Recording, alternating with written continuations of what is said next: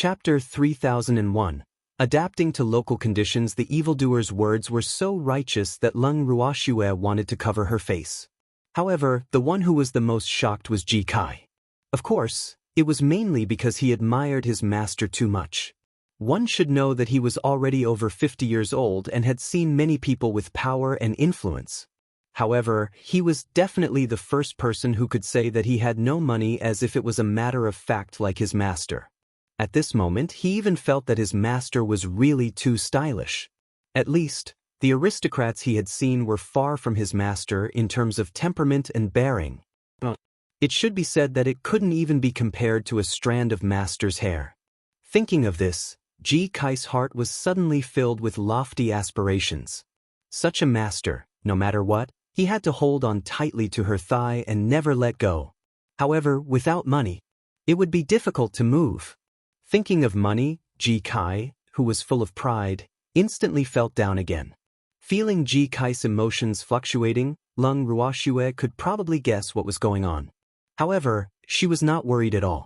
After all, they couldn't go everywhere to earn local money. To them, money was nothing and they didn't need it. More importantly, she and the demon didn't need to follow any rules at all. Basically, the two of them could teleport to that space and swim there. It was a pity that she had a little guy with her now. She didn't want to lead him astray, in case he had a wrong worldview.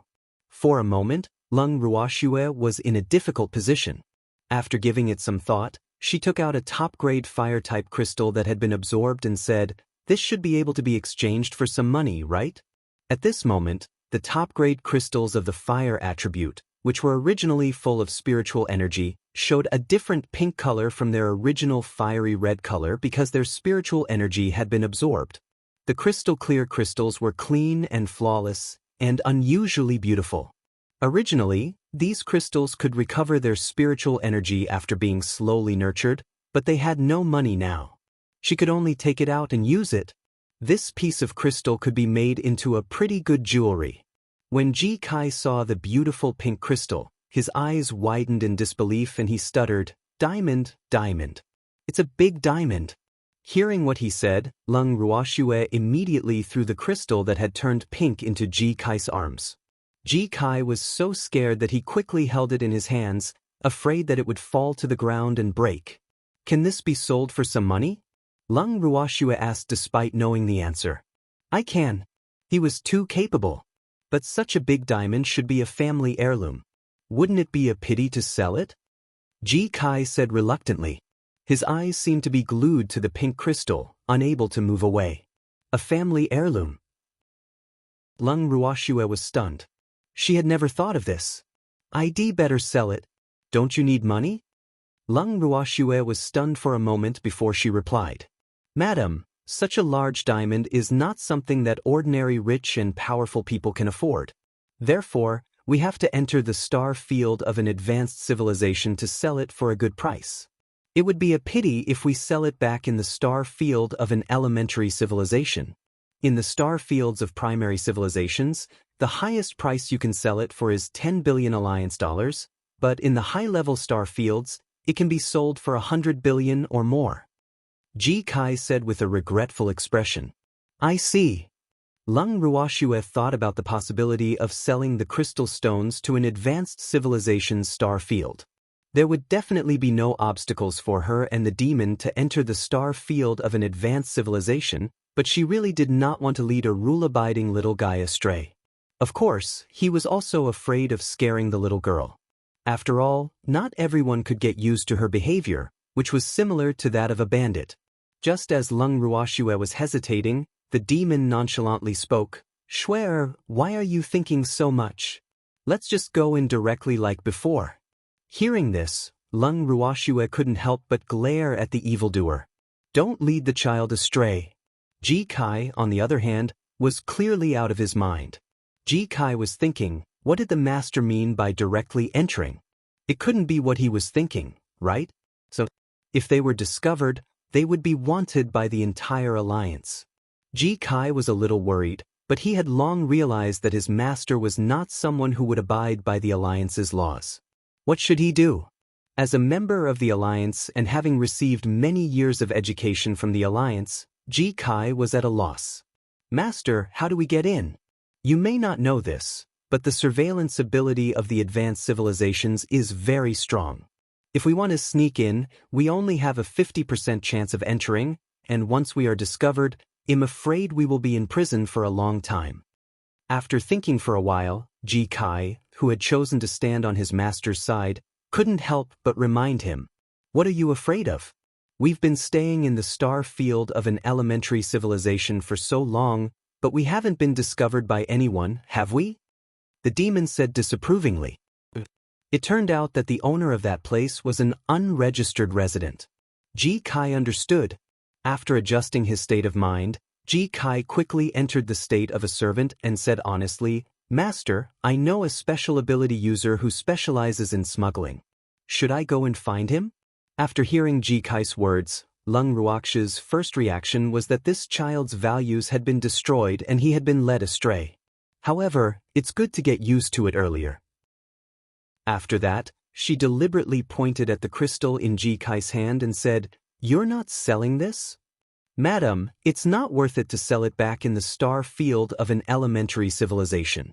Therefore, I suggest that we find an auction house to sell this top-tier diamond after we enter the star field of an advanced civilization. Ji Kai said responsibly. What I mean is, we should enter the star field of an advanced civilization and sell it now. Lung Ruoxue replied honestly. Since this child already knew that they often smuggled themselves into the country, she naturally did not need to hide it anymore. Then I'll go find the stowaway organization immediately. Ji Kai quickly said. Thanks, I don't need it. You can also follow along and gain some experience. Lung Ruoxue glanced at the evildoer and smiled. Seeing his master and his wife floating in the starry sky, Ji Kai was so scared that his face turned pale. When he saw that he was in the same state, his legs started to tremble, and he wished he could just faint. At this moment, he suddenly realized that he was afraid of heights. If it wasn't for his master holding him, he dared to say that he would have fallen down. As Ji Kai's thoughts ran wild, Lung Ruoxue had already kept the flying ship. Then, the demon waved his hand and a pitch-black spatial tunnel appeared in front of the three of them like the mouth of a giant beast. Carrying Ji Kai, Lung Ruoxue and the demon walked in. When he got out of the space tunnel, Ji Kai had already fainted from fear. After Ji Kai woke up, Lung Ruoxue smiled and said, Ji Kai, your mental endurance is too weak. You need more training. Ji Kai wanted to cry. How could he be blamed? How could he have known that his master was even more powerful than he had imagined? At the same time, he also knew that his previous understanding of his master's strength was still too low. However, after this incident, he also knew that his master and madam were definitely omnipotent. Lung Ruoxue was speechless when she saw Ji Kai's silly smile. She kicked him lightly and asked, Where are we going now? Madam, we're illegal now. It's best to find a hidden place to hide. Otherwise, if we're discovered by the Alliance's law enforcement officers, we'll go to jail. When Ji Kai heard Lung Ruoxue's question, he quickly reminded her. I'm here to play, and you want me to hide? Lung Ruoxue was very dissatisfied with Ji Kai's cowardice and glanced at him indifferently. Ji Kai shivered and realized that his master and madam were not ordinary experts. He had thought that his master and madam were unrivaled. How did he put them into his world again after such a short time? This really shouldn't have happened. Ji Kai, who felt that he wasn't doing his job well, looked at Lung Ruoxue carefully and quickly said, Then let's go for a walk. Well, stay there if madam likes it, but, as he said this, Ji Kai stopped. You don't have any identification, do you? Lung Ruoxue said. Well, I don't have any money now. Ji Kai said honestly. It doesn't matter if you don't have an identity card. No one will check it anyway. As for the money, we don't need it. We're already here, aren't we? Hearing this, the demon didn't care. Master, this place is different from the star domains of the primary civilizations. No one would check them frequently there, but they would do so here. Besides, if we don't have money, we won't have the money to buy anything that madam likes. Ji Kai reminded. It's fine even if they investigate, they definitely won't be able to trace it back to us. If you don't have money, you don't have to worry. If my wife really likes something, do you still need to spend money to buy it? The demon said in a domineering manner. If he didn't buy it, was he going to rob it? Looking at his master's calm expression, Ji Kai truly felt that his idea was very possible. However, as a native of the Alliance star system, even though he already knew that his master and madam were extremely powerful, he couldn't be as calm as the two in front of him. As for Lung Ruoxue, she was a little desperate. Since the little guy in front of her already knew their temperament, there was no need for her to hide it. However, what do you mean by snatch? It also depended on the person. Lung Ruoxue didn't think that she was a real robber, so she preferred to make decisions according to the circumstances. Let's go. After some thought, Lung Ruoxue smiled. Madam, what should we do with this diamond? Before he left, Ji Kai couldn't help but ask. Looking at the owner's appearance, this diamond was probably not going to be sold. Didn't you say you were looking for an auction house? Lung Ruoxue said with a smile. It was good to have some money on hand. They'll start looking now. Hearing this, Ji Kai quickly tapped on the artificial intelligence on his wrist and said, Master, I found it. The Black Rose Auction House is the largest auction house in the vast galaxy. It is also the most credible one. Then let's go to this one. Lung Ruoxue said nonchalantly. Don't you know how to check his identity? We're unregistered citizens. At this time, the demon asked with an evil smile. The auction house will keep the identity of the guests a secret, but we have to have an alliance account. Ji Kai said honestly. Don't you have it? Lung Ruoxue reminded, her meaning obvious. Mine is registered in the beginner alliance star field. Ji Kai said weakly. Although the accounts registered in each star field could be used in the alliance, if he really used that account and attracted the attention of others, the consequences would be serious. Chapter 3002. You're too stupid, and you're making my wife unhappy. It was a pity that Lung Ruoxue didn't care about attracting attention. In fact, after breaking the pot, she felt that she should properly train this servant to remain calm. Otherwise, how could she always be so timid and afraid of wolves and tigers? Before, it was her fault. She only focused on training this little guy's cooking skills and abandoned his mentality. This time, she could use this opportunity to train Ji Kai. With this idea in mind, Lung Ruoxue did not leave any room for discussion. She instructed Ji Kai to be the representative, and the three of them headed to the Black Rose auction house together. After taking a few steps forward, Lung Ruoxue turned around and looked at Ji Kai, who was following behind them gloomily. Do you want to be a snail? Seeing the warning in Lung Ruoxue's eyes, Ji Kai quivered and quickly adjusted his state of mind. I'm sorry, madam. I was just thinking about something. What's there to think about? Since we're here, we'll take things as they come. We don't know the way. Lung Ruoxue said impatiently. Yes, madam, we need to take the public hover car there. Ji Kai, who had come back to his senses, quickly said, That'll cost money, right? Lung Ruoxue blinked her beautiful eyes and smiled. This subordinate still has this small amount of money. Ji Kai said like a nouveau riche. Then let's go. Lung Ruoxue said, giving him face. Swear, we don't have any identification. The demon reminded him again. Lung Ruoxue couldn't help but feel helpless when she heard this. This evildoer was too evil. He had actually reminded Ji Kai about this matter again. However, this time, Ji Kai wasn't afraid. Instead, he said calmly, Don't worry, master. The public hover car doesn't require any identification. You can sit in it as long as you buy a ticket.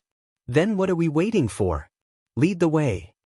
Lung Ruoxue looked helplessly at the evil demon who had yet to succeed and said to Ji Kai, Madam, the nearest public floating station is just around the corner. It's very close. Ji Kai explained as he led the way. In less than 5 minutes, Lung Ruoxue saw a platform. The platform was tall and grand. The main body of the building was silver, and the walls seemed to be made of some kind of alloy. It gave off a very strong feeling. Ji Kai brought Lung Ruoxue and the evildoer to the waiting room after they stepped onto the platform. He then went to buy the tickets. Lung Ruoxue and the evildoer, who had been left behind, sat calmly on the chairs in the waiting room, accepting the crowd's gazes as if there was no one else around. Although it was said that in the high-tech star field, there were very few people who were too ugly. Unless they had a bad foundation, they could make themselves into a handsome man and a beautiful woman through scientific means. However, the looks of these two monsters had obviously exceeded the limits of human beings, and they were not aware of it. Feeling the crowd's cold gazes, the evildoer pulled Lung Ruoxue into his arms with a strong desire to possess her, declaring his sovereignty. After Ji Kai came back from buying the tickets, he realized that the atmosphere was very strange. He could clearly feel that the host was getting impatient, so he quickly left with the two. After they got on the streamlined public hover car, Lung Ruoxue was surprised to find that their seats were actually in a single room. She looked at Ji Kai in surprise and said, "This place must be worth a lot of money. I didn't spend much." Ji Kai's face turned red and he quickly denied it. It had only cost him more than half of his savings. However, as soon as he thought of his master and madam's strength, he felt that he couldn't let them sit with ordinary civilians and be surrounded like before. That would make him feel uncomfortable. In addition, as a servant, he also felt very sorry for his master and his wife. Because he was short of money, he could not afford a personal hovercar, so he could only take a public one with his master and his wife. Such a fact made him realize the importance of money. But what he didn't know was that the evildoer didn't think money was important at all. After Lung Ruoxue gave up on being a good example for Ji Kai, she didn't care about money anymore. However, since this was the little servant's good intentions, she still accepted it with a calm heart. After he sat down, the public hover car started to move slowly. However, the speed of the car was very slow, at least not comparable to the teleportation of the two. However, it was not bad to use as a sightseeing bus. Lung Ruoxue, who was always at ease, treated it as a sightseeing tour, while the demon couldn't help but blame Ji Kai for wasting money. But seeing that Shuer was happy, he naturally wouldn't say this. An hour later, they arrived at the station. The three of them alighted from the public hover car and walked a few more steps. Lung Ruoxue saw a huge black rose-shaped building in front of her eyes. Needless to say, this was the largest and best black rose auction house in the vast expanse star field. After entering the auction house, the service staff learned the purpose of their visit and invited the three of them to the reception room in a very well-practiced manner. When he saw what Ji Kai wanted to auction, the receptionist's expression changed drastically. This was clearly not something he could handle. After bidding Lung Ruoxue and the other two goodbye, the receptionist left the guest room. Not long after, a stunning beauty in a black business suit and 10-centimeter high heels appeared in the reception room. Thanks. When she saw Lung Ruoxue, the bowtie's eyes also flashed with a trace of surprise, but she quickly hid it and said to Ji Kai with a smile, "Is your excellency going to auction off a top-grade diamond?" "It is." Ji Kai nodded. "Hei Mei, the manager of the Black Rose auction house. May I know who these two are?" After the beauty introduced herself, she pretended to ask about Lung Ruoxue and the demon nonchalantly. "It doesn't matter who we are, hurry up and go through the procedures. We still have things to do." Before Ji Kai could answer, the evildoer urged impatiently, "I thought your Black Rose auction house wouldn't pry into a guest's privacy?" Lung Ruoxue chuckled when she heard the demon's words. To cooperate with his master and his wife, Ji Kai added with a hint of displeasure on his face, "That's right. It's not convenient for us to reveal our identities. More importantly, it's precisely because we know that the Black Rose auction house has this rule that we're here. If Miss Hei Mei wants to break the rules, then we can only go to another auction house. The three of you have misunderstood. I just want to know the names of the three of you. This will make it easier to communicate, right?" Hei Mei, who was stifled by the words of the three people, gritted her teeth and said, "How detestable! Did the three of them know the status of the Hei family in the vast star area? And for her, Hei Mei, to be able to become a high-level member of the Black Rose auction house, her status in the Hei family must not be ordinary. But these three people in front of her actually did not give her any face. This made her originally fiery heart instantly feel as if a bucket of ice water had been poured on it, turning it cold. However, as the young lady of the HEI family, she was naturally flexible. So, she quickly adjusted her depressed mood and put on a professional smile. Since the three of you are in a hurry, I'll go through the procedures immediately after I've confirmed it. We're in trouble. Lung Ruoshu left. Hei Mei suppressed the discomfort in her heart and carefully inspected the top-grade diamond. After confirming that there were no mistakes, she did as she had said and quickly completed the procedures for Leng Ruoxue and the other two. With the contract in hand, Leng Ruoxue and the other two left the Black Rose auction house. Hei Mei looked at Ji Kai's name on the contract and knew that it was the middle-aged man's name. As for the two outstanding men and women who she didn't know, she would find out their identities sooner or later. After leaving the Black Rose auction house, the three of them strolled around the streets. All of a sudden, Leng Ruoxue stopped in her tracks. With a flash of her figure, she made a grabbing motion in the distance. There was already a man in her hand. Who are you? Ji Kai looked at the man and shouted. He didn't expect that he would be targeted as soon as he arrived in the vast star area. The man was so frightened by the fiendish Ji Kai that he stuttered. However, he was not afraid of Leng Ruoxue. After all, that woman had only captured him. He's from the Black Rose auction house. Leng Ruoxue did not wait for the man to take the initiative to confess and laughed coldly.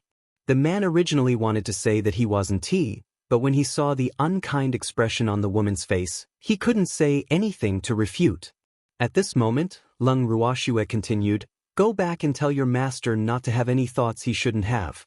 Otherwise, you'll have to bear the consequences." With that, Leng Ruoxue had a change of mind and disappeared from the man's sight with the demon and Ji Kai. Seeing the living person in front of him disappear in an instant, the man was so scared that his face turned pale. How did it disappear? The man was afraid, and his body trembled like a fallen leaf in the autumn wind. What they didn't know was that someone had already taken a picture of Leng Ruoxue and the other two's instant disappearance and posted it on the internet, causing a huge commotion. At the same time, after Leng Ruoxue's divine sense had searched, she chose a cliff as a temporary foothold. The cliff faced the sea and had a vast view. Leng Ruoxue was very satisfied with this place. After setting up the portable house on the cliff, Leng Ruoxue planned to return to her room. However, she was stopped by Ji Kai, who had gathered his courage.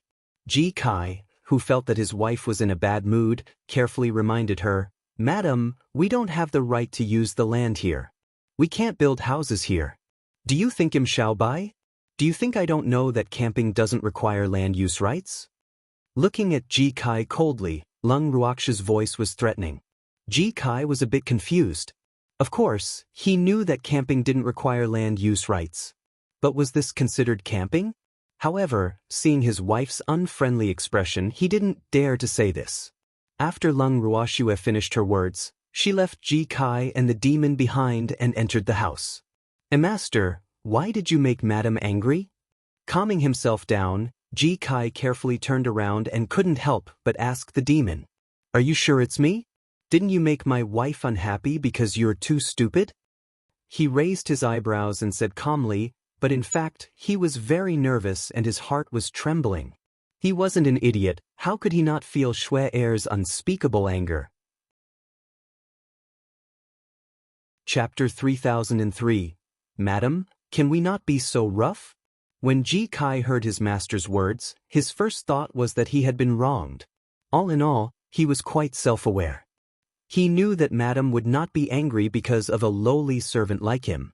If it was someone who could make Madam angry, there was no second person other than the evil master. However, although Ji Kai thought this way, he didn't dare to say it out loud, or else his master would be furious. Therefore, he could only accept his fate and take the blame. The demon, who was also depressed in his heart, also went after his wife after giving Ji Kai a light glance. When he reached the room, the demon saw that Leng Ruoxue was already lying on the bed. Without thinking, he climbed onto the bed as well. However, the next moment, a snow-white leg appeared in front of his eyes. Then he heard a plop sound and was kicked off the bed by that beautiful leg. "Honey, you're bullying me." The wronged evildoer's pitch-black eyes started to water up as he looked at Lung Ruoxue pitifully. Umph. Lung Ruoxue snorted coldly and turned her head away. It was obvious that she was angry. My dear wife, don't be like this. When the demon saw this, he carefully and slowly climbed back onto the bed and sat by the side. Seeing that Schwer was not angry, he immediately stretched out his long arms and wanted to pull Schwer into his arms.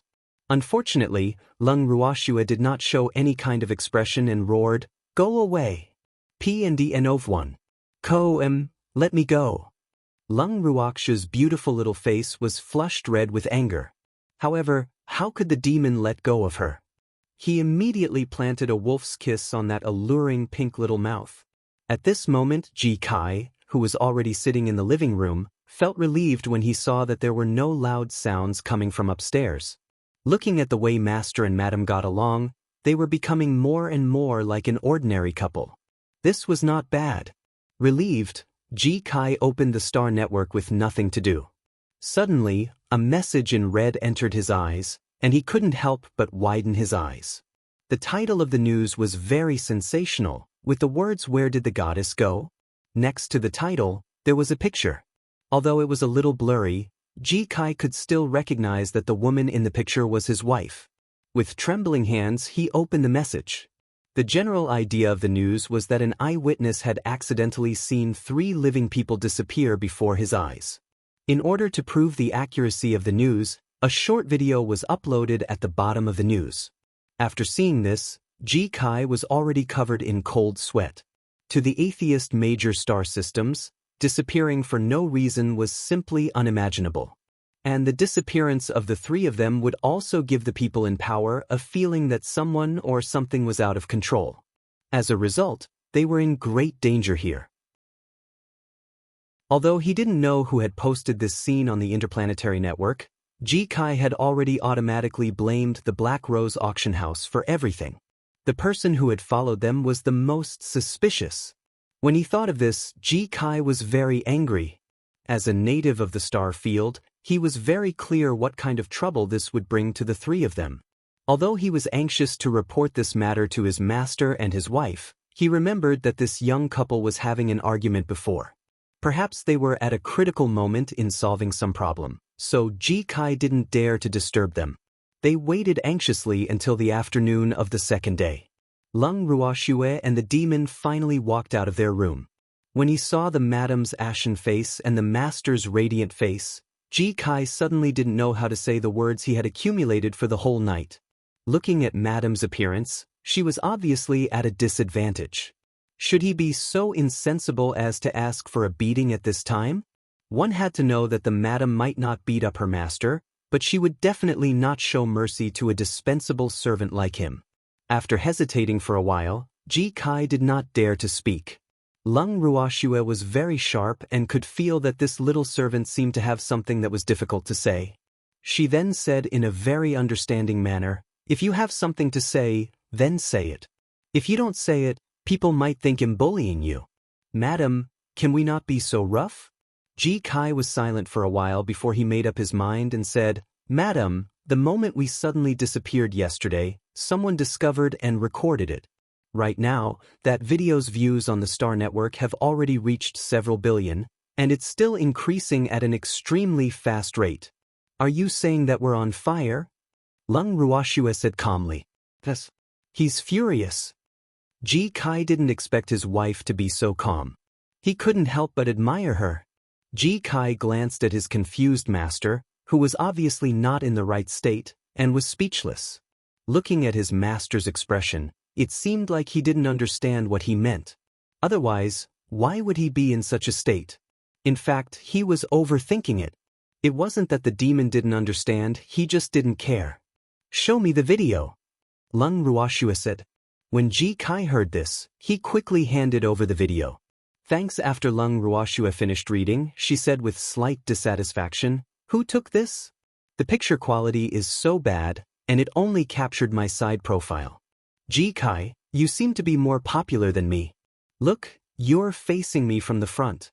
One had to know that a woman who was so beautiful just by looking at her side profile was definitely a rare beauty that could topple cities. Otherwise, how could it have attracted the great interest and enthusiasm of the netizens of the entire star field? Now, the internet was filled with strong voices of search for the goddess.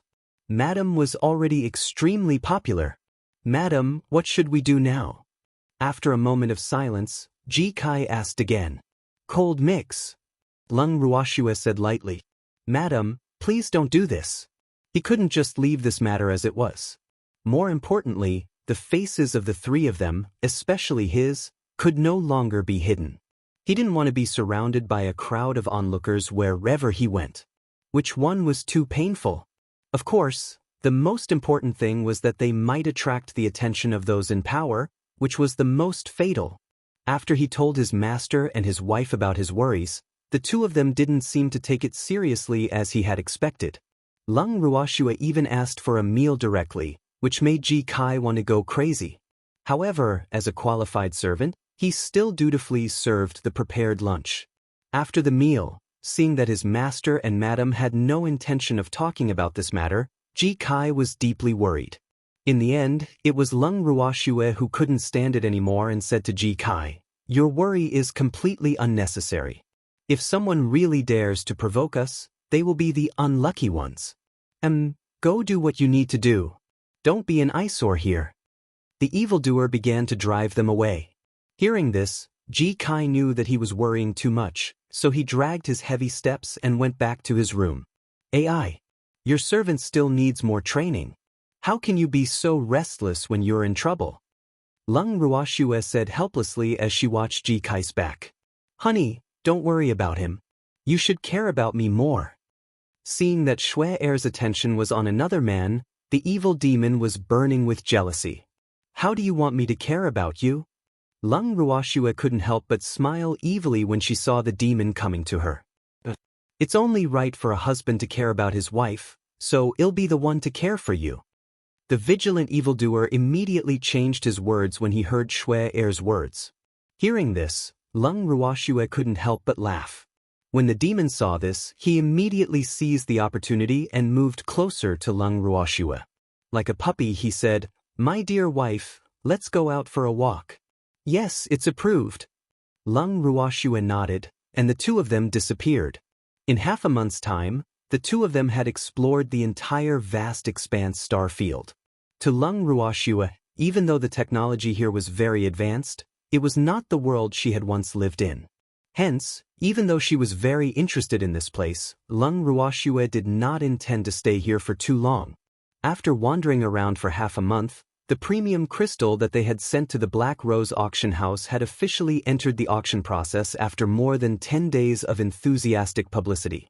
On the day of the auction, Lung Ruoxue and the demon did not plan to attend. The one representing them was naturally Ji-kai. In fact, after the tracking incident, Ji-kai didn't really want to go to the Black Rose auction house anymore, but Hei Mei had personally sent a message and asked them to attend. In Hei Mei's words, the owner must be present for such an important auction. Unfortunately, Lung Ruoxue scoffed at her words. However, she still let Ji-kai represent her and the evildoer. Ji-kai didn't understand why his wife wanted him to go. The auction house didn't have such a rule. Did she really think he didn't know? And Hei Mei obviously had other intentions by doing this. After he voiced out his doubts to Madam, Lung Ruoxue told him that this was called heading towards the Tiger Mountain despite knowing that there was a tiger on it. If he didn't go, how would he know what Hei Mei was up to? Actually, Lung Ruoxue didn't need to think to know what Hei Mei was thinking. However, she treated this mission as a trial for Ji-kai. Thus, she would definitely agree for him to come. A few hours after Ji-kai left the house, Lung Ruoxue and the demon received a message from Ji-kai asking for help. "Master, Madam, I think I'm being followed again." Upon receiving the message, Lung Ruoxue and the demon did not take it to heart. They only asked, "Did you bring the money back?" "I've brought it back," Ji-kai said honestly. "Then why are you still hanging around outside? Go home quickly, be careful of being robbed." The demon reminded, "Not coming to pick him up?" Hearing this, Ji-kai wanted to cry but had no tears. But at the same time, he thought that his master and his wife probably didn't care that he was being followed, so he didn't take those people in circles anymore and directly went home. The next day, before Lung Ruoxue and the demon had even woken up, an uninvited guest arrived at their house. Looking at the beautiful woman standing outside the door, Ji Kai felt a headache. How impatient must the other party be for him to enter the hall so quickly? Miss He, didn't you directly deduct the handling fee? Ji Kai frowned. In other words, he was saying that he didn't owe them money. Ji Kai's words made He Mei's mouth twitch. However, she knew that her actions were a bit rude, so she could only say, "I'm here to pay a visit." Chapter 3004. Madam is definitely not to be trifled with. Visit, my ass. Hearing this, Ji Kai couldn't help but show a trace of contempt in his eyes. Even if he was slow to react, he could tell that this woman had ulterior motives. Unfortunately, her plan was doomed to fail.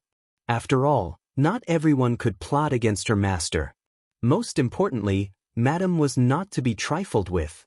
Although he had never been clear about how strong his master and Madam were, just based on Madam's ability to disappear in an instant, the woman in front of him would not be able to catch up even if she flew the latest spaceship.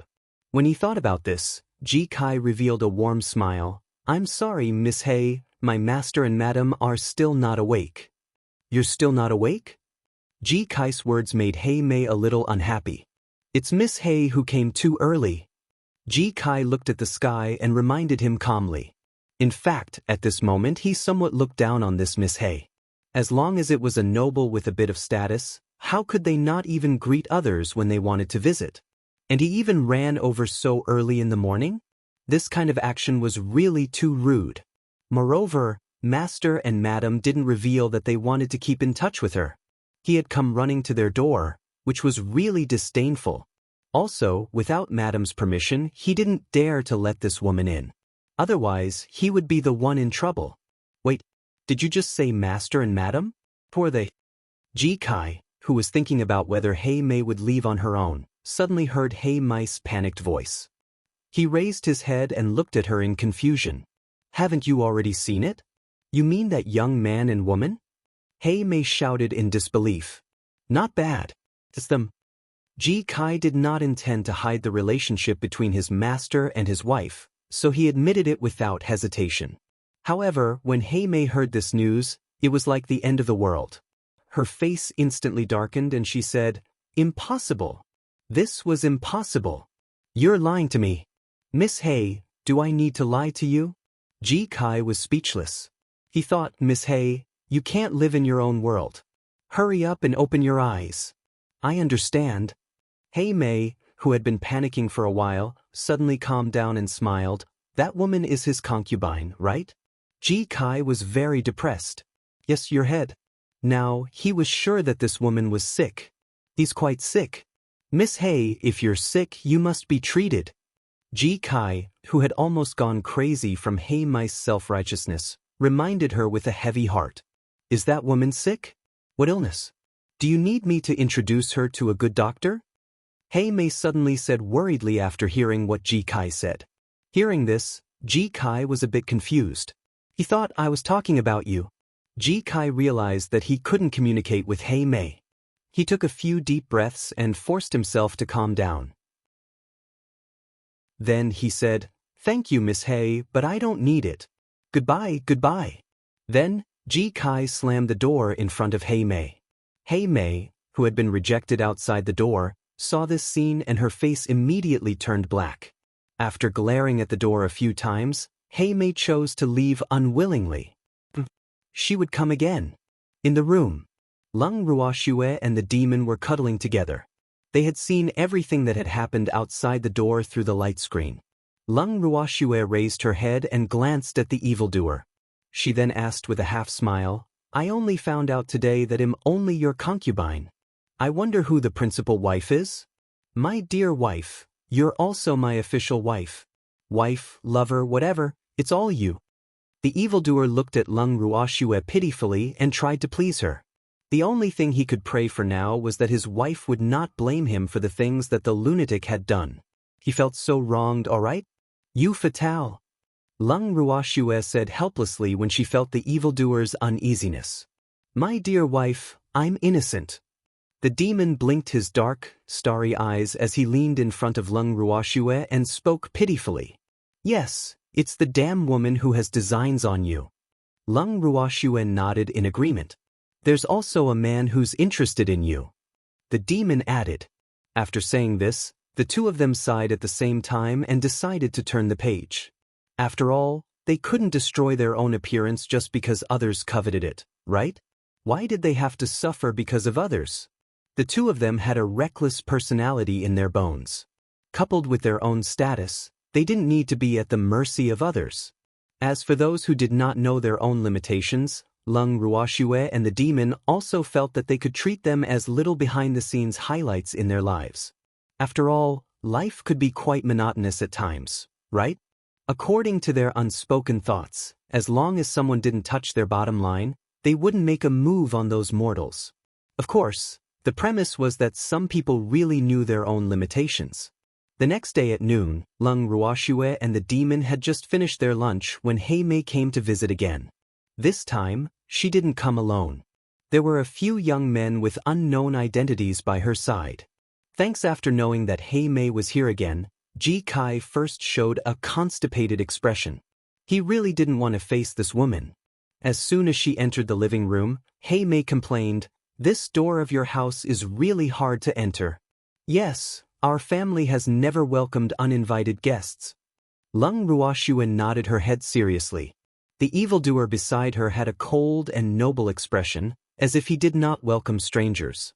Hei Mei saw that the evildoer was hugging Lung Ruoxue with one hand and felt uncomfortable. Hei Mei was burning with jealousy. Lung Ruoxue, on the other hand, was very calm. She asked, "Miss Hei has come to visit, is there something you need?" "Ji Kai, did you not pay the handling fee for the auction?" "Madam, I've already paid the administration fee." Ji Kai held back his laughter and replied seriously, "I'm not here for the commission." Hearing this, Hei Mei quickly explained, but she was a little dissatisfied in her heart. Did she look like she was here to ask for a debt? Then why? Lung Ruoxue was confused. "I heard that Madam is sick, so I came to visit," Hei Mei said with a sincere expression. Then, she pulled Lung Ruoxue's hand enthusiastically and smiled. "You see, we're already so familiar with each other, but I still don't know your name." "My surname is Lung." "Who's close to you?" Lung Ruoxue retracted her hand without a sound and asked, "Miss Hei, where did you hear that I was sick?" "I heard it from Ji Kai." "Miss Lang, I actually came to visit you yesterday, but unfortunately, your subordinate refused to let me in. I think it's better not to use such a subordinate who makes decisions on his own. Be careful of the servant bullying the master." Hei Mei said worriedly. Was he complaining? Lung Ruoxue turned her head and glanced at Ji Kai, whose face was red with anger. In her heart, she lit a candle for Hei Mei's intelligence. Was this woman really the business elite she had seen before? Was he switched? Otherwise, how could he say such brainless words? Seeing that Lung Ruoxue was silent, Hei Mei thought that she had succeeded in instigating them. She then pointed at the men beside her and said, "They are the doctors I found for you. There are neurologists, cardiologists, gynecologists, and so on. They are all authoritative figures in the medical world. So, no matter where you are sick, they will try their best to cure you. All the expenses will be on me." He was really generous. Lung Ruoxue was speechless. The demon did not say a word. Meanwhile, Ji Kai was already looking up at the sky. As for Hei Mei's ability to understand and her self-righteousness, he had no more energy to ridicule her. He only hoped that Madame would quickly take care of this eyesore and return peace to the world. Otherwise, he would go crazy. At this moment, when they saw Lung Ruoxue and the evil demon, they immediately recognized them as the three people who were currently extremely popular on the internet. The few doctors who were prepared to be wallflowers could only take out their business cards and hand them to Lung Ruoxue and the evil demon. They were not as blind as Hei Mei. Although the woman in front of them was extremely beautiful, and they were stunned for a long time when they first saw her, the man beside her was obviously not to be trifled with. The doctors who knew their own limitations would definitely not dare to have any ill thoughts about Lung Ruoxue, much less think that she was sick like Hei Mei. The one who's sick is Hei Mei, right? The doctors who had finished the test decided not to get involved in this mess. You guys can do whatever you want. They wanted to retreat. However, they also knew that Hei Mei had spent a lot of money to invite them over. She would not allow them to leave easily. More importantly, they had signed a contract with Hei Mei. If they left just like that, they would have to pay a lot of money. When they thought of this, they could only throw Lung Ruoxue and the demon and I'm innocent look and continue to act like they were invisible. Seeing this, Lung Ruoxue was very satisfied. These doctors were obviously not from the same country as Hei Mei. This was very good. Seeing how Lung Ruoxue's reaction had been very calm after she had told her about the doctors, Hei Mei was afraid that she would reject her and added, "Miss Lung, please don't reject my good intentions. In fact, I think that you look very much like my sister. That sister of mine died of a terminal illness back then. I don't want you to be like her, so please accept the treatment.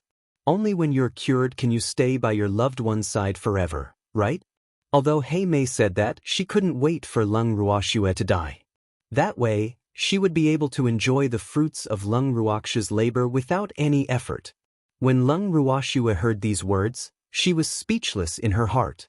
However, on the surface, she was still moved to tears and said with a slightly choked voice, "Our backgrounds are too similar. I also have a younger sister who died of a strange illness. He's about the same age as you, and he looks quite similar." After she said this, Ji Kai and the other doctors' mouths all twitched. What was this?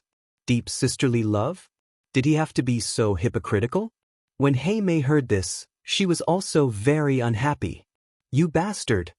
He was clearly pointing at the mulberry and scolding the locust. However, she would not be calculative with a dying person. Hei Mei, who felt that she was very magnanimous, also wiped her tears and said, "Miss Lung, you can treat her in peace. I'll come to see you in a few days. If she didn't leave now, she would die of anger.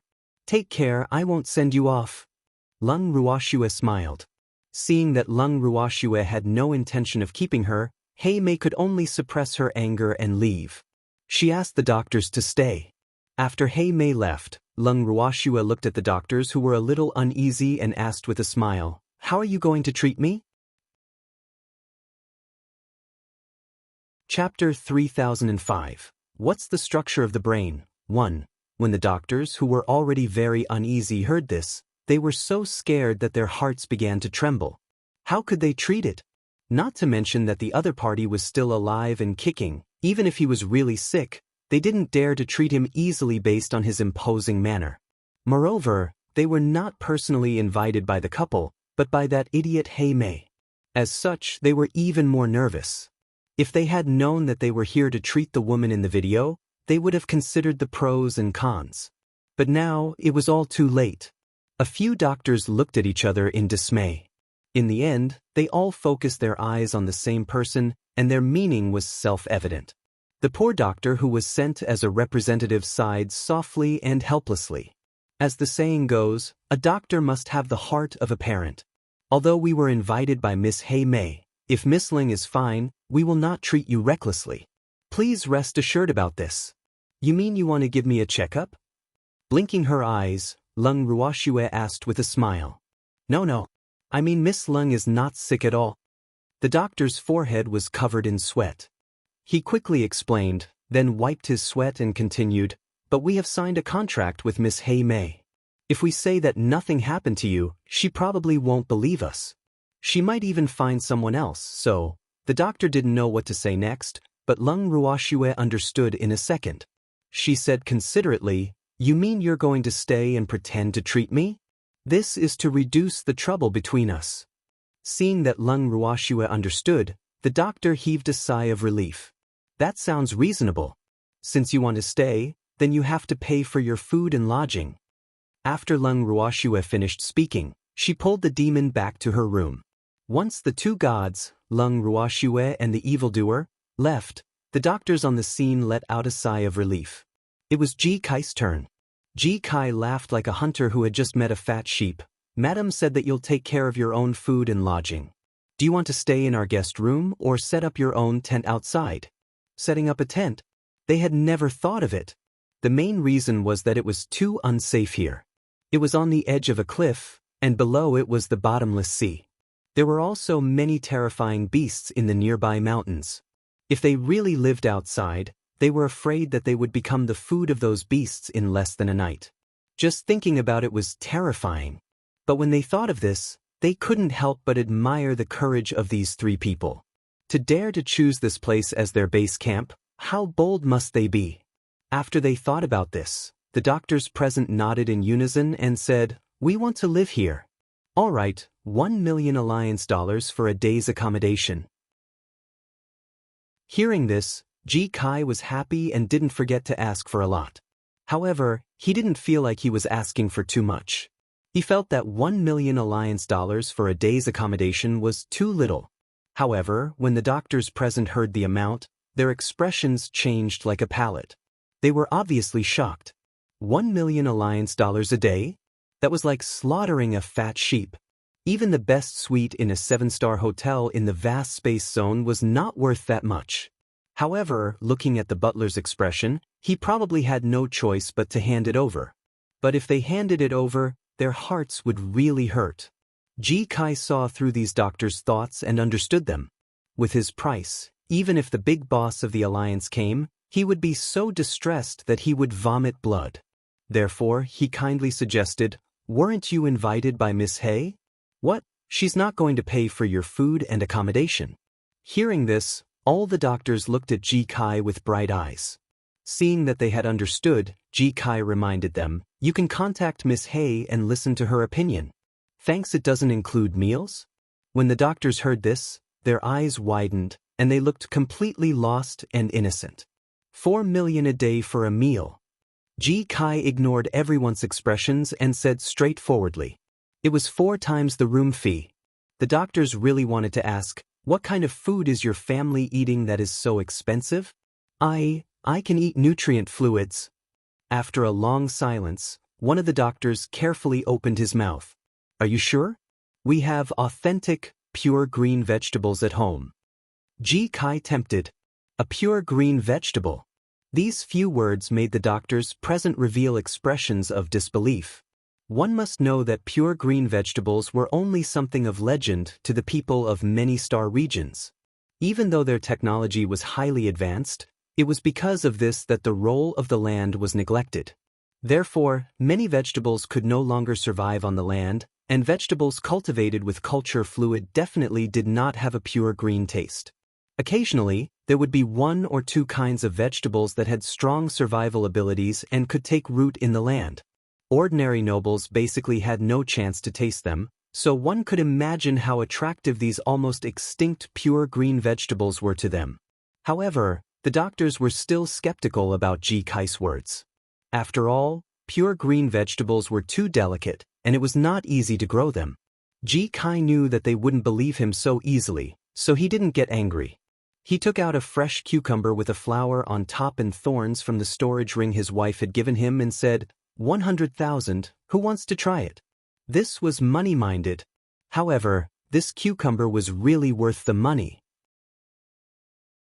The doctor who was closest to Ji Kai snatched the cucumber from Ji Kai's hand and said, "Accounting. Ask for it from Miss Hay May." "No problem." Ji Kai smiled and nodded. The doctor couldn't wait any longer and started to eat the cucumber without caring about his image. "Delicious. It's so delicious," the doctor said as he ate. "Then eat more, I have more," Ji Kai said like a rich man.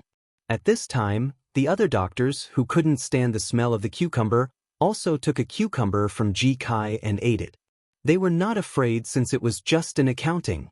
However, without realizing it, they took another one after they finished one.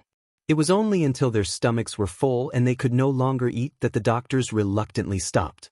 Seeing that they were so full that they couldn't move, Ji Kai couldn't help but look down on them. How embarrassing. It's just a cucumber. Why did he have to eat like this? At this moment, Ji Kai had long forgotten that when he first saw these pure green vegetables, he was just like these doctors. Chapter 3006. What's the structure of the brain? 2. The doctors who had their fill felt satisfied. This time, without Ji Kai's urging, they took the initiative to contact Hei Mei. After explaining the whole story to Hei Mei almost fainted from the huge food and accommodation fees. However, she gritted her teeth and held on. She said hatefully, "You guys just stay there and treat her illness. I'll pay for the food and lodging." The doctors were very satisfied with Hei Mei's generosity, but Ji Kai still asked Hei Mei to hand in a star sector contract and stated that he didn't trust her. Hei Mei was so angry that she almost vomited blood, but she still held back her grievances and sent the contract to Ji Kai. After receiving the contract, the doctors finally settled down. After staying and eating well at Lung Ruoxiu's place for a few days, the doctors were so happy that they forgot about home. These few days of life were like the days of a god. After a few days of leisure, the doctors suddenly remembered that their family seemed to be very interested in these three people, and they were now living with these three people who had become popular recently. They should let their family know about this news. The doctors who were about to send the news back to the family realized that the message had failed just as they were about to send it. Just as he was feeling puzzled, Ji Kai floated out from a corner and said, "What? You want to tip off the family? I'm sorry, I forgot to tell you that after you contacted Hei Mei, my master and madam blocked the internet here." After saying this, Ji Kai floated away again, leaving behind a few dumbfounded doctors who had constipated expressions. This scene naturally could not be hidden from Lung Ruoxiu and the demon, who had their doors shut in the room. The two of them were laughing very happily. Ji Kai has also become bad. Lung Ruoxiu praised after she was done laughing. "Swear, how long are you going to keep them? I hate having these third wheels in the house." The demon hugged Lung Ruoxiu and said unhappily, "Don't you think it's very lively?" Lung Ruoxiu said as she suppressed her laughter, "I just feel like they're disturbing our lives." The demon gritted his teeth. If it wasn't for Shuer wanting to watch a good show, he would have thrown those people out of the door long ago. "It wasn't me. I'm innocent." When the demon heard this, he quickly revealed an aggrieved expression. "All right, they're here for me. Since Miss Hei Mei wants me to die so badly, how can I disappoint her?" Lung Ruoxiu laughed calmly. Since there was someone who thought she was too free, how could she not cooperate? They're just a bunch of ants. If you don't like them, just kill them directly. Anyway, there are many people here, so it doesn't matter if we lose a few of them. The demon said ruthlessly, "Those who dared to disturb his and his wife's time together deserve to die. Don't be so violent. We have to convince people with reason." Lung Ruoxiu clearly didn't want to use violence to deal with Hei Mei. That would be too boring. "All right. However, it's best if you don't let that woman appear in front of me, or I can't guarantee that I won't kill her." The evil flame roared. "I can't guarantee that. Who knows when she'll suddenly come?" Lung Ruoxiu said helplessly. "Thanks, I know." Lung Ruoxiu replied. She then turned to the demon and said, "Look, speak of the devil is here. I don't care if she's Xiao Chao or whoever she is. In any case, I don't want to see her." The demon said angrily, "Then stay in your room. I'll go talk to her myself." After Lung Ruoxiu finished speaking, she left the evildoer behind and left the room alone. After Lung Ruoxiu left, the evildoer's face darkened even more. However, he did not want to see that woman, so he did not chase after Lung Ruoxiu. When Lung Ruoxiu reached the living room, before she could say anything, Hei Mei rushed over and held her hand with a nervous look. "Miss Ling, how's your health? You don't look too good. You're the one who doesn't look good. Your entire family doesn't look good." Lung Ruoxiu couldn't help but curse in her heart. However, she still maintained an elegant smile on her face and said, "Thank you for your concern, Miss Hei, I'm fine." "Oh." Hei Mei nodded and seemed to be relieved, but in reality, she was extremely depressed.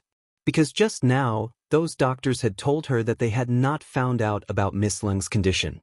She felt that the savings in her private account were decreasing day by day, and her heart was in pain as if it was being cut by a knife. She had found a total of 6 doctors, and these 6 doctors cost her 5 million alliance dollars a day, so 6 of them would cost her $3,000. What was even more hateful was that Ji Kai had asked her to pay him daily. If this continued, she felt that she was going to go bankrupt. However, she did not give up. How could she not find out what illness this woman had? From a certain perspective, Hei Mei was very persistent, so persistent that she was almost crazy. In addition, she had spent so much money, so she had to find out the truth about Lung Ruox's illness. This way, it would give Ji Kai, the head butler, a lot more money to use. So now, Ji Kai had already regarded Hei Mei as his financial backer and welcomed her arrival. When he saw Hei Mei, Ji Kai felt like he was seeing countless alliance dollars. "Miss Ling, it's my father's birthday in a few days. There's a banquet in the Hei family, and I've specially come over to invite you all to attend." After being depressed for a while, Hei Mei directly stated her intention and gave him a gold-stamped invitation. In reality, she only wanted to invite the evildoer. In her heart, she also hoped that Lung Ruoxue would not be able to go because of her illness. However, as a noble with status and position, these words naturally could not be said by her. However, if she wanted Lung Ruoxue to take the initiative to say that she couldn't go, that would be wishful thinking. This was because Lung Ruoxue had already received the invitation and replied with a smile, "Thank you for the invitation, Miss Hei. We'll be there as scheduled. They'll be waiting for you at home then." Hei Mei continued to say gloomily. Then she sat for a while more before leaving. Lung Ruoxue was a little surprised that Hei Mei had left so quickly. Could it be because she had not seen the demon? Although not seeing the evildoer made Hei Mei depressed, what made her even more depressed was Lung Ruoxue. In Hei Mei's eyes, Lung Ruoxue was like a pain in the ass. She was too difficult to deal with. It even made her feel like she couldn't eat it. If she continued to stay, she might have a heart attack. After Hei Mei left, the doctors looked at Lung Ruoxue, not knowing what to say. However, the deep sympathy in their eyes could not be concealed. Seeing them like this, Lung Ruox's mouth twitched. Did these people think that she was going to be bullied by Hei Mei? "Miss Ling, I suggest that you don't go. It's definitely a trap. I'm afraid I'll be like a meat bun hitting a dog. There's no return." Without waiting for Lung Ruoxue to speak, a doctor couldn't help but speak first. "A meat bun to hit a dog? In your eyes, who's the meat bun and who's the dog?" Hearing the doctor's words, Lung Ruoxue raised her eyebrows and asked with a smile.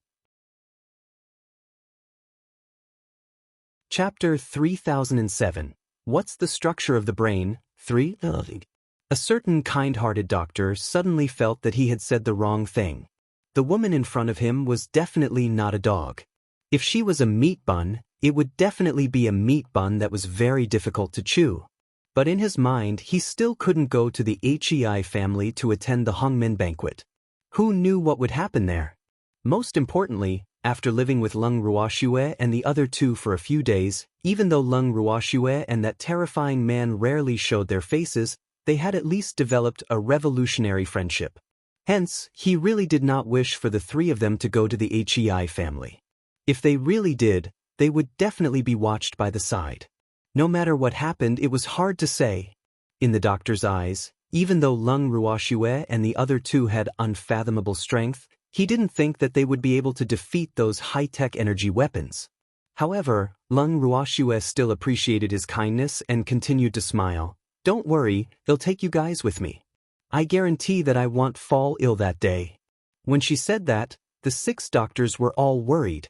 This was the rhythm of a duel to snatch a man. "Miss Lung, you should consider it carefully." Another doctor said. "There's no need to think about it. Miss Hei treats me as her sister. I believe she won't have any ill intentions towards me." Lung Ruoxue said with a don't worry expression. "No way." The doctors looked at Lung Ruoxue with disdain. They did not believe that Lung Ruoxue and Hei Mei were as close as sisters. That would be too strange. However, Lung Ruoxue no longer gave them the chance to convince themselves. After greeting the crowd, she turned around and returned to her room. After entering the room, Lung Ruoxue looked at the evildoer with an evil smile. She waved the invitation card in her hand and said, "Someone invited us to a banquet. I'm not going." The evildoer rejected him very directly. "Why not? If I don't go, Hei Mei will think that I'm afraid of her or that I'm beyond cure. So, I have to go. Lung Ruoxue said with a smile. Shui. The demon still wanted to persuade her, but Lung Ruoxue only said, "I'll go make 2 gowns for us." Then, she entered the bracelet in a flash. For the next few days, Lung Ruoxue didn't come out at all. She was a demon who was in a bad mood. From the first day she was abandoned, she kept releasing cold air from her body. Ji Kai and the doctors were so scared that they could only stay in their rooms obediently. They didn't dare to take a step out, or they would freeze to death. On Saturday morning, Lung Ruoxue finally came out. Holding a pure black suit in her hand, she presented it to the evildoer. However, the evildoer proudly raised his head and did not look at Lung Ruoxue. "Put it on and let me see." Lung Ruoxue coaxed. "I'm not wearing it." His devilish little temper rose. "Just because of a piece of tattered clothing, you hung me out to dry for a few days. The demon would settle the accounts after autumn. I was wrong, alright." Lung Ruoxue took the initiative to admit her mistake. "Then tell me, how are you going to compensate me?" The demon asked. This was the most important thing. "Well, compensate you in whatever way you say, okay?" Lung Ruoxue replied obediently. "This is more like it." The demon nodded his head in satisfaction and changed into the set of clothes that Lung Ruoxue had made for him. While the demon was changing his clothes, Lung Ruoxue also changed into the dress she had made for herself. It was also black and was a couple's outfit with the demoness. More importantly, the front part of her dress was very conservative, but the back, thanks, it was cool and smooth like silk. He touched Lung Ruoxue's body again. After confirming that it was her skin, the evil demon turned Lung Ruoxue's body around. When he saw the large patch of her beautiful, snow-white back that was exposed, his face darkened. "Who gave you permission to dress like this?" The demon gritted his teeth and roared with fire spewing out of his eyes. Every inch of Shui Er's skin belonged to him. How could he let other men see it? It was his. They were all his. As long as he thought of his wife's beautiful back being seen by a group of perverts, the anger in the demon's heart would rush to the top of his head. After removing his clothes and covering Lung Ruoxue, he continued to speak through gritted teeth. "You're not allowed to wear this. Take it off. This is already the most conservative method." Lung Ruoxue felt a little aggrieved. She knew that the demon would not be able to accept it, but she did not expect such a big reaction. "This is the most conservative method? Then tell me, how is it not conservative?" The demon felt like he was about to go crazy. "It's more exposed than this," Lung Ruoxue said softly.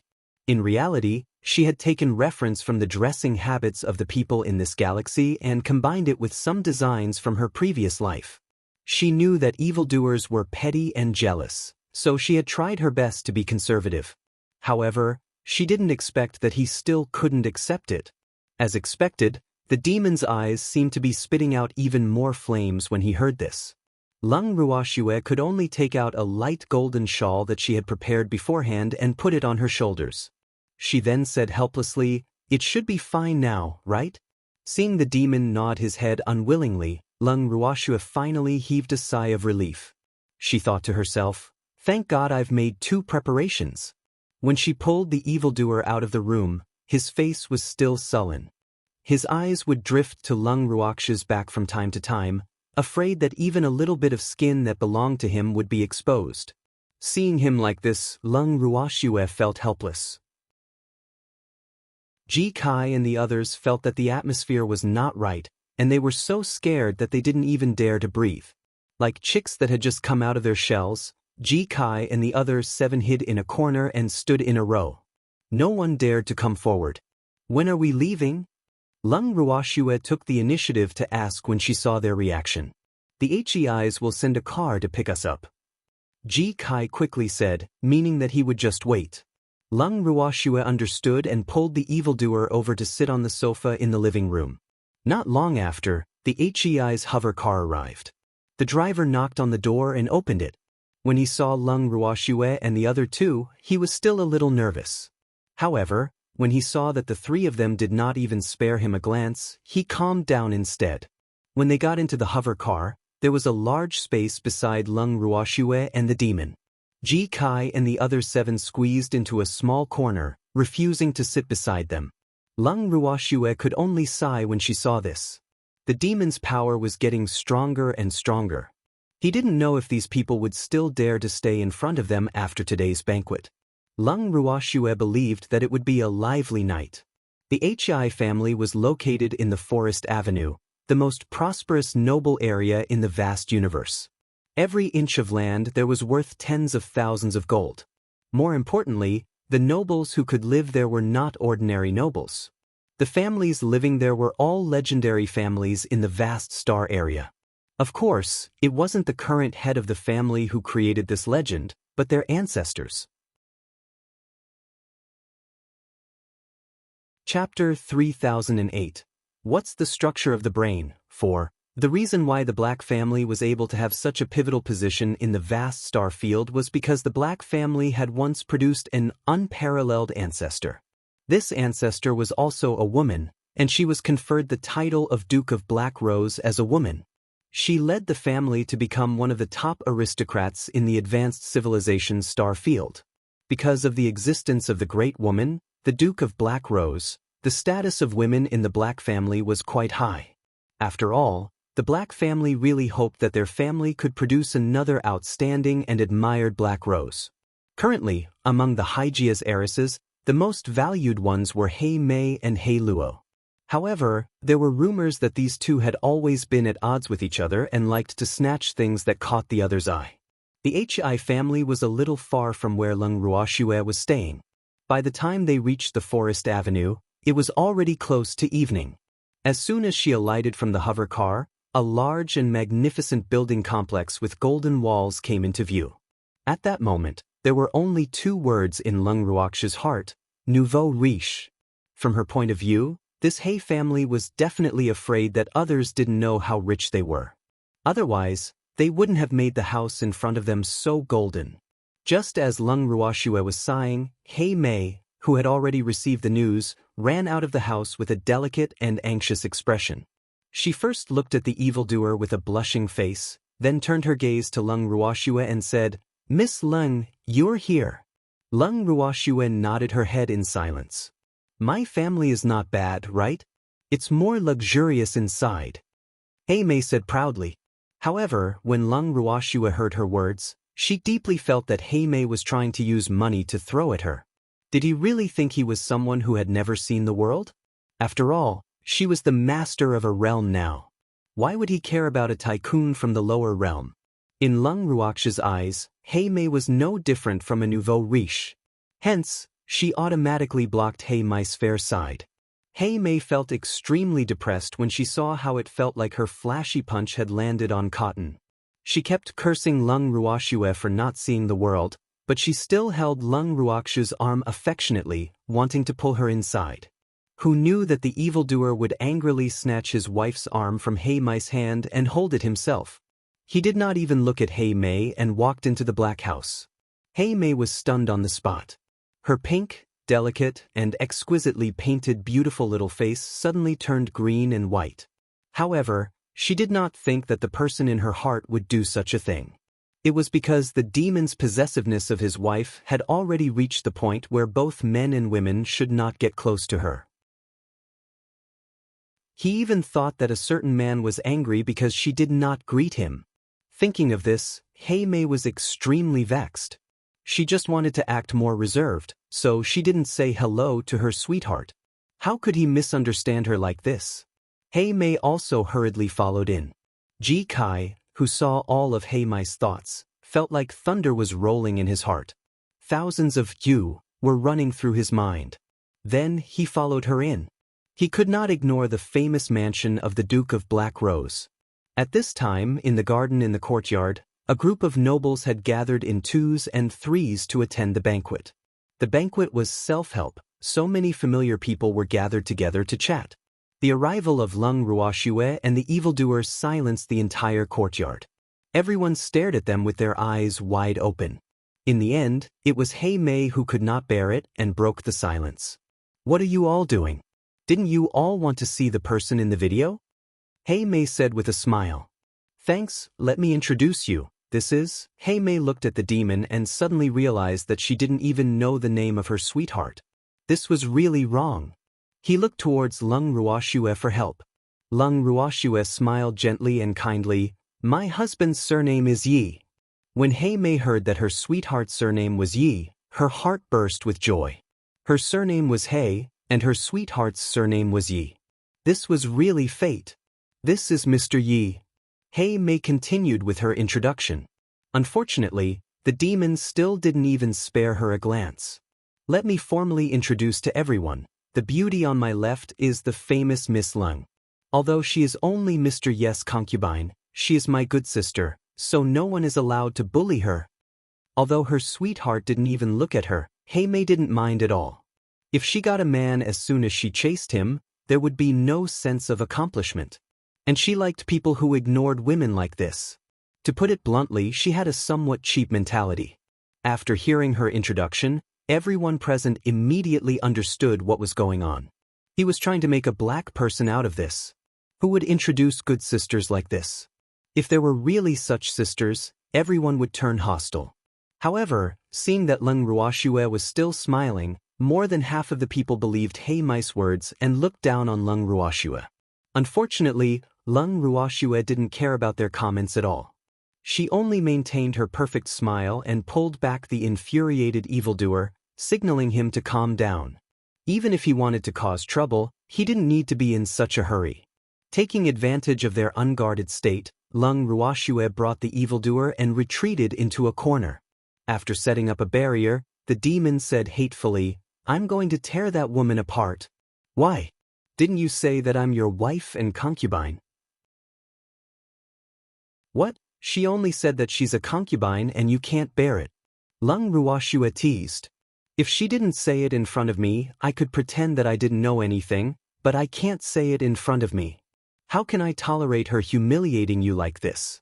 And the people here, I won't let a single one of them off. His violent and demonic nature had surfaced, and he couldn't wait to destroy everything here. It's up to her. We can't stop her from introducing us however she wants to. However, not everyone is here yet. Are you really going to make a move now? Lung Ruoxue said with a smile. Then let's wait until everyone is here. The demon's pitch-black eyes flashed with a trace of bloodthirsty madness as he said, Be good. Don't be impulsive, I haven't played enough yet. Or do you think I'm someone who likes to be taken advantage of? Lung Ruoxue consoled. Of course I know you won't be at a disadvantage, but you're my wife, I won't allow anyone to bully you. The demon said in a domineering manner. Then he stretched out his long arms and hugged Lung Ruoxue tightly, refusing to let go. Yes, I only allow you to bully me. Lung Ruoxue revealed an alluring smile. How could I bear to bully you?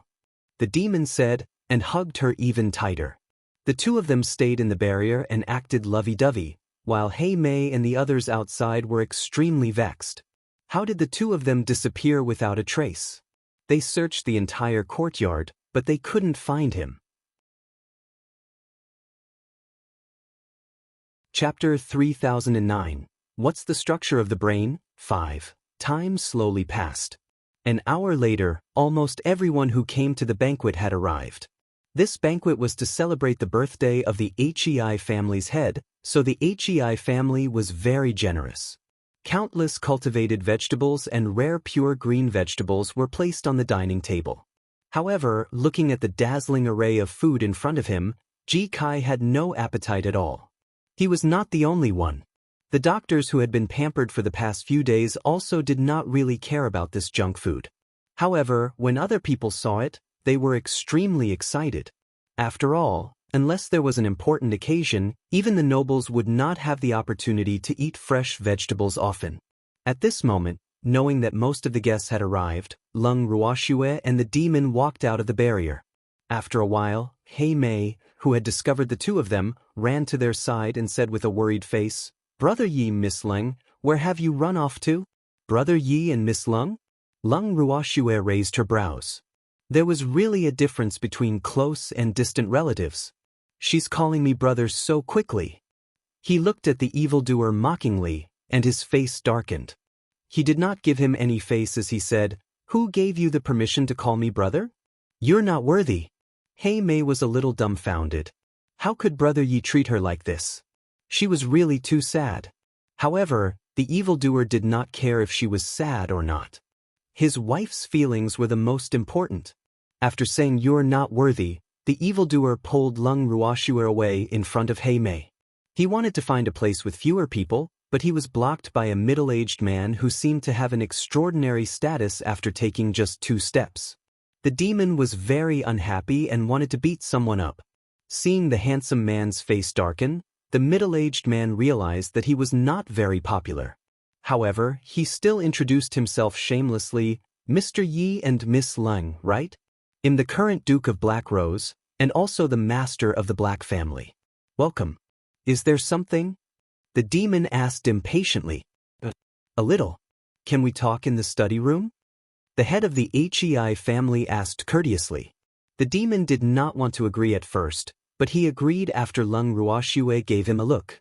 Just as the two of them were about to follow the head of the Hei family to the study, Hei Mei appeared out of nowhere again and said with an unhappy face, "Father, Miss Lung is only Big Brother Black's concubine. How can she enter the study? Get lost." The demon really couldn't take it anymore. After telling her to get lost, he stretched out his foot and kicked Hei Mei, sending her flying. Lung Ruoxue was very calm as she watched Hei Mei draw a perfect arc in the air. She knew that the evildoer had already reached his limit. On the other hand, the master of the Hei family's expression was very ugly.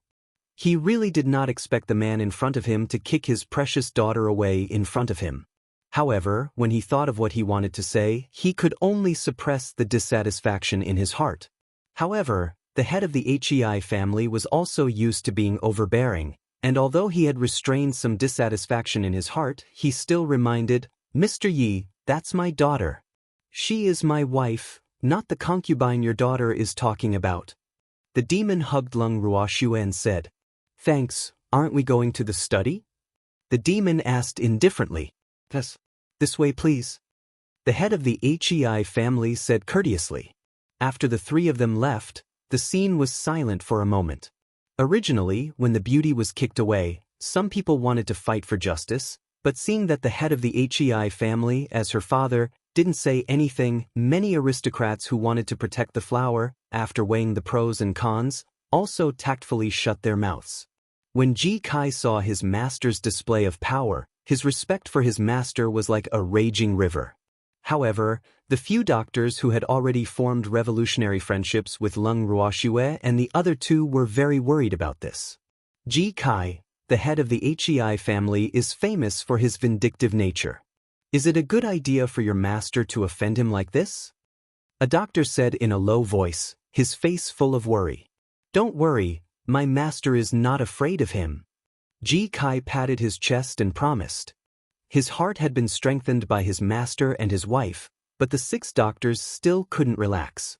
At the same time, Lung Ruoxue, an evildoer of evil, followed Master Hei to the study. As soon as he sat down, the head of the Hei family went straight to the point and smiled. "If I'm not mistaken, both of you are ability users, right?" The 2 of them looked at each other and nodded. "Are you interested in joining my Hei tribe?" The head of the Hei family continued to ask. He could see that these 2 ability users were very mysterious, and their strength was unpredictable, so he really hoped that these 2 could be used by him. Of course, if the 2 in front of him were not willing, he would not let the other families benefit, because he knew that many families already had ideas about them. At the current stage, all the major families were using recruitment as their approach. The reason why all the families were interested in the 2 in front of them was mainly because their abilities were somewhat different. It was something they had never heard of before. If he couldn't get such a person, he could only destroy him. The head of the Hei family thought that he cherished talents, so he didn't want to take that last step yet. "I'm not interested," the demon directly refused. "Aren't you 2 going to discuss it?" The head of the Hei family said unhappily after being rejected. "There's no need for discussion. My husband's decision is naturally mine." Lung Ruoxue smiled. But I still hope that the two of you can consider it carefully. Joining our Hei family will definitely be beneficial to you. The head of the Hei family tempted. What benefits? Lung Ruoxue asked, pretending to be interested. I can marry my daughter to Mr. Yi. Then we'll be a family. The head of the Hei family said with a sense of self-satisfaction. When Lung Ruoxue heard this, she felt a little stifled. She had never expected that this father would be even more direct than his daughter. In contrast, she liked Hei Mai's roundabout strategy. At least she could laugh at her. However, the moment this old man from the Hei family stepped in, he directly announced the result. In this way, it was no longer interesting. Lung Ruoxue did not have the patience to feign civility with the other party. At this moment, she was furious. Could it be that Master Hei has dementia? Have you forgotten that we are husband and wife? Lung Ruoxue questioned with a cold smile. At this moment, the evildoer didn't say anything. He even shamelessly put on a weak look, as if he was a young man who was about to be snatched away by someone. He looked at Lung Ruoxue with a nervous and scared expression. His extremely handsome face was red with the words, "Please protect me." 3 big words. Men. What's the big deal with having 3 wives and 4 concubines? Besides, don't you have a good relationship with Mei? Now that I've made you true sisters, let you become part of our Hei family, you should be grateful. The head of the Hei family said self-righteously, and then said with a heavy heart, Young man, you should know what is best for you. As your elder, how can I harm you? Chapter 30:10. What's the structure of the brain? 6. Who set him close to your daughter? Who wants to be a member of your Hei family? And whose elder are you? Old man, I've seen shameless people before, but I've never seen someone as shameless as you. Who do you think you are? Hearing this, Lung Ruoxue was even more furious. At this moment, she wanted nothing more than to tear the old man in front of her into pieces. Otherwise, it would be difficult to dispel the hatred in her heart. However, when he heard Lung Ruoxue's words, the head of the Hei family wasn't angry at all. Instead, he said to the demon with a disapproving look, Mr. Yi, can't you take care of your wife? You let a woman bare her fangs and brandish her claws in front of others. What kind of behavior is that? She's the head of the family in my family. The demon said with a smile. What a disgrace. If you can't lift your head, won't Mayor have to suffer when she marries you? I'm warning you, my Mayor will never be a concubine. You should ask her to give up her position as the main wife. I can give her an equal wife. The head of the Hei family said with an expression of showing mercy. Hearing this, the furious evildoer was speechless. What was the structure of this old man's brain? How could he be so self-righteous to this extent? This was definitely the weirdo that Shuer always talked about. Lung Ruoxue was also amused. She could not help but say, Hey family head, it looks like you're not only senile, but also deaf. Old man, don't be so full of yourself, okay? Do you think that your daughter wants just anyone? My daughter is the Hei family's young miss. When the head of the Hei family heard Lung Ruoxue's words, he was so angry that his face and neck turned red. So what? In my eyes, you're just an ant. Lung Ruoxue didn't want to waste any more time with the other party. She immediately threw a small flame to a corner and pulled the demon to jump out of the window. When the master of the Hei family saw Lung Ruoxue's actions, he was shocked. He thought that the two of them were going to jump off the building and was about to call for help. A half-meter-tall flame burst out of his study room. At this moment, Lung Ruoxue and the demon had already descended from the sky under the watchful eyes of the crowd. Ji Kai was dumbfounded, and the doctors were even more dumbfounded. What was going on? Why did he come down from the sky? After the two landed, the onlookers, who felt that the atmosphere was not right, didn't dare to go forward. However, Ji Kai didn't dare to hide at this time. He braced himself and asked, Master, Madam, what happened? Your master almost had a wife. Lung Ruoxue said lightly. Her beautiful eyes looked in the direction of the study before she continued, Let's go back. Ji Kai finally understood what Lung Ruoxue meant. When he heard Madam say go back, he felt dizzy and lost. Then, Lung Ruoxue teleported away with the demon and Ji Kai. She ignored the 6 doctors. Not long after they left, someone shouted, "Fire!" Immediately, the courtyard was in chaos. The aristocrats attending the banquet all cherished their lives very much. They fought to be the first to rush out of the courtyard. No one thought of putting out the fire. And when the people of the Hei family saw that the fire was too fast and out of control, they also became a mess and ran out. In a few breaths, the resplendent Hei family's mansion turned into ashes. Thanks the Hei tribesmen, who had just survived the disaster, finally remembered to look for their master. In the end, when they did a head count, they miraculously discovered that there were no casualties, but the Hei family's priceless ancient ancestral home had been completely burned to the ground by the sudden fire. The master of the Hei family, who had finally woken up, saw what had happened to his family. He was so angry that he spat out a few mouthfuls of blood, then his eyes rolled back and he fainted. When he woke up again and his clansmen asked him what had happened, he said very decisively, "Those 2 people must be the work of those 2 bastards." Which 2 bastards? The clansmen clearly didn't quite understand what the clan head meant. The couple in the video. You idiot. The master of the Hei family was furious that his clansmen could not understand him. "Master, is there any evidence?" An elder asked very cautiously. If it was really done by those 2 people, just based on the fact that they only set fire to the house without harming anyone, their strength was not easy to deal with. "I don't need evidence. I'm sure they did it." The head of the Hei family definitely shouted. His heart was bleeding as he looked at the ancestral home that had been burned to ruins. "Family head, if we have evidence, we can use it to sue them to the Alliance Council and ask for compensation for our losses, but without evidence, I'm afraid the council will." One of the elders stopped halfway, but his meaning was clear. No matter if it was true or false, even if it was an accusation, there must be evidence, otherwise the council would not accept it. "I saw it with my own eyes." Isn't that enough? The head of the Hei family shouted at the top of his lungs. At this moment, his noble bearing had been completely lost, and there was not a single bit of the demeanor of a head of the family. "You can only be considered as a witness. We still need physical evidence." An elder reminded. "Let's try." An elder said helplessly.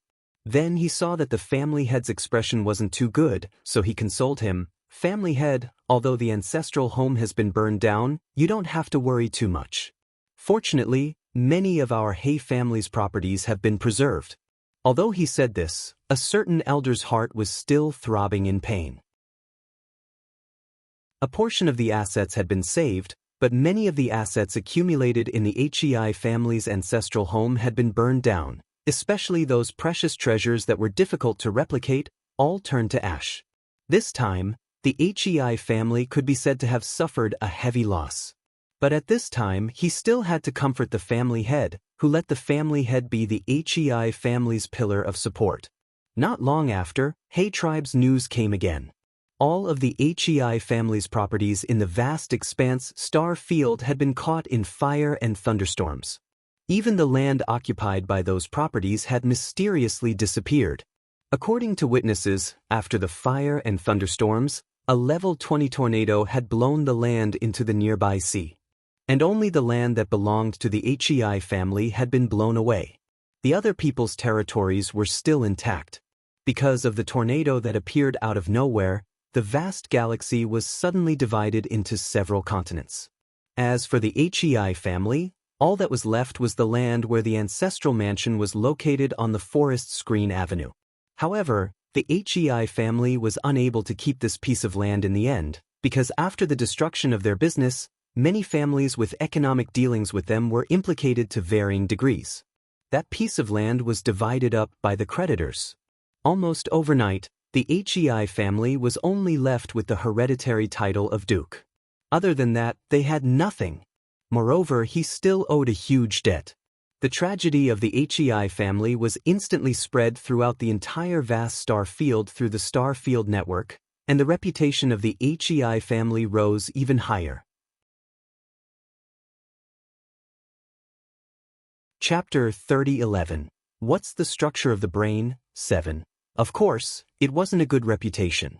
The name of Light Pole Duke spread far and wide. Needless to say, all of this was naturally done by the furious Lung Ruoxue. Didn't the Hei tribe think they had status and status? Then she would make the Hei family lose everything. Not only that, every cent that the Hei family earned in the future had to be used to pay off their debts. As for Ji Kai, who had been watching the whole time, after this incident, his respect for the madam definitely surpassed that of his evil master. Originally, he was still wondering how the madam would deal with the self-righteous Hei family. To think that he would actually take away everything from the Hei family, this was even crueler than killing the Hei family. However, it had enriched his little treasury and made him have a lot of money on hand. This was because the Hei family's assets had not actually been burned down by the fire. Instead, they had benefited from it. After all, Lung Ruoxue was not a person who liked to waste money. Naturally, she would not allow the treasures that the Hei family had accumulated over the years to be reduced to ashes. That night, Ji Kai slept very soundly. Before he went to sleep, he was still thinking that robbery was really a profitable business. He also believed that if his master and madam became interstellar pirates, they would definitely be able to kill each other with one hit. But when he woke up the next day, he was upset again. Because early in the morning, he saw 6 poor little beasts who looked like they had been abandoned outside the door. "Why are you guys here again?" Seeing the 6 pairs of pitiful eyes, Ji Kai didn't show any mercy. The 6 of them didn't know what to say. Could they say that they had been abandoned? Seeing that they didn't say anything, Ji Kai said very realistically, "Your sugar daddy has gone bankrupt. Do you still have money to live here?" The 6 of them did not expect Ji Kai to be so direct. They looked at each other and said in unison, "We can sell our bodies. Master doesn't take in any more servants." Ji Kai made his own decision, and he hated these 6 people to death. "You bastard!" He actually came to snatch his rice bowl. Wasn't he looking for a beating? "You can also hire an errand boy." One of the doctors carefully tried to please him, and the other 5 doctors quickly agreed. They didn't want to leave. Although this place was a little expensive, they had good food and a good place to live, so they wanted to stay. "You won't even accept an errand boy?" Ji Kai said. He alone was enough. "Butler Ji, you see, we are all doctors and we have every department. If your master and madam have a headache or a fever, we can also be of use, right? Also, don't worry, we definitely won't fight for your favor. We promise." Another doctor said when he saw that Ji Kai was not convinced. "What if I tell you that my master and madam won't get sick at all?" Ji Kai laughed evilly. What did he mean? He couldn't possibly say that master and madam were not human, right? Hearing this, Ji Kai thought for a while and said, "My master and madam will never get sick. Believe it or not." Then, with a bang, Ji Kai closed the door, leaving the 6 people outside. Thanks. After breakfast, Lung Ruoxue and the demon were planning to go to the courtyard to bask in the sun for a while.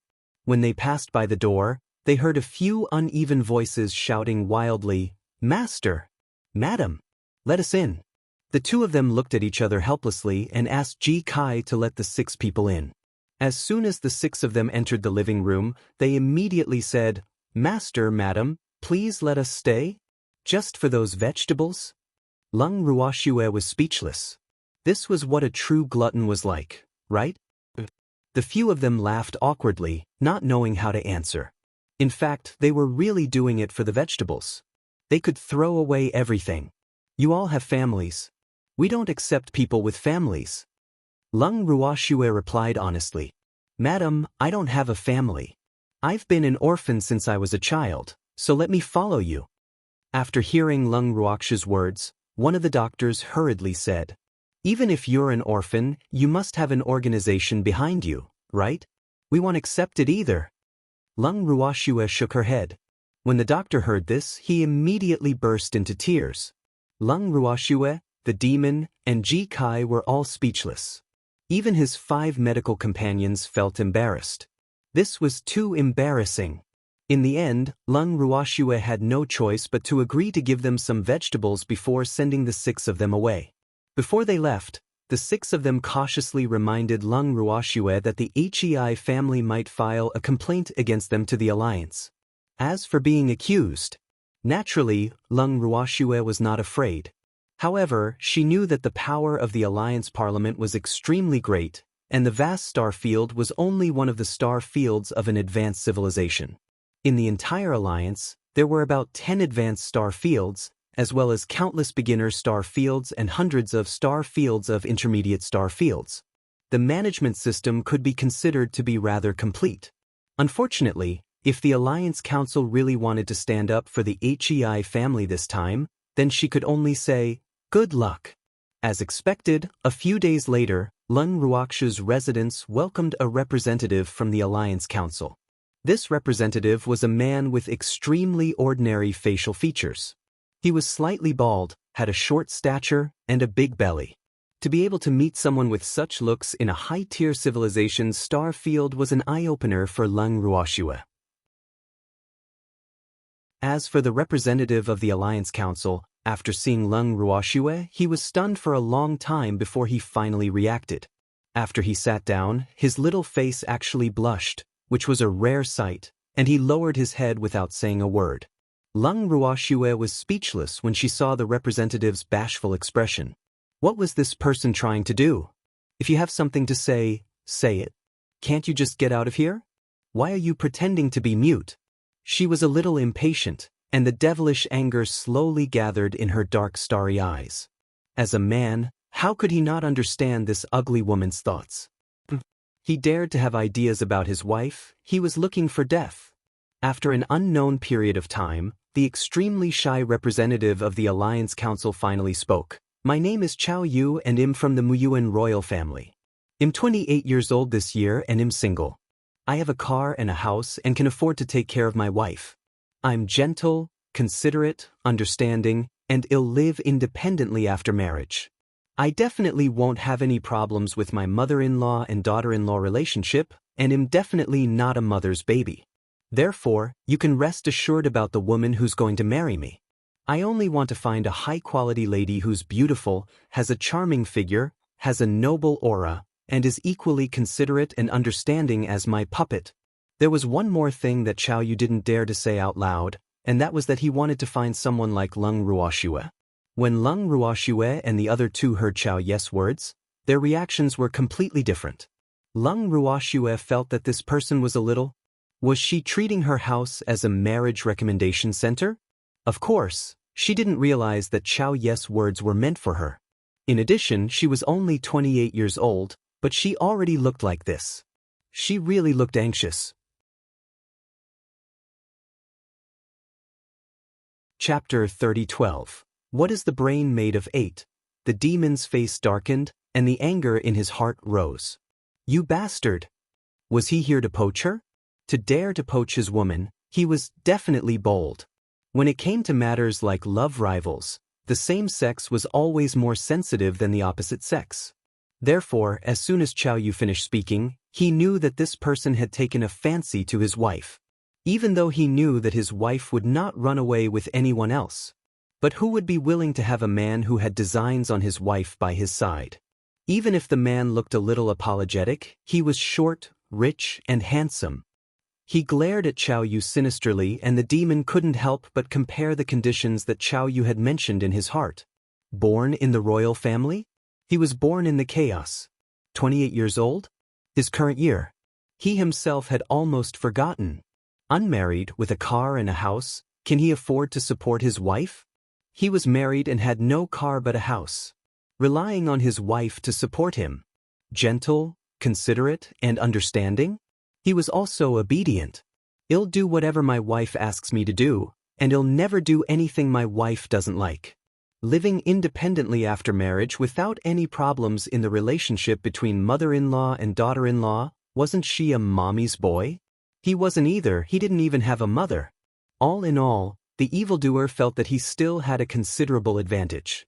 At the very least, he looked better than this bastard called Chao Yu. Other than the fact that he was poor, he had everything. However, if he had no money, other than robbing, he could only be a pretty boy.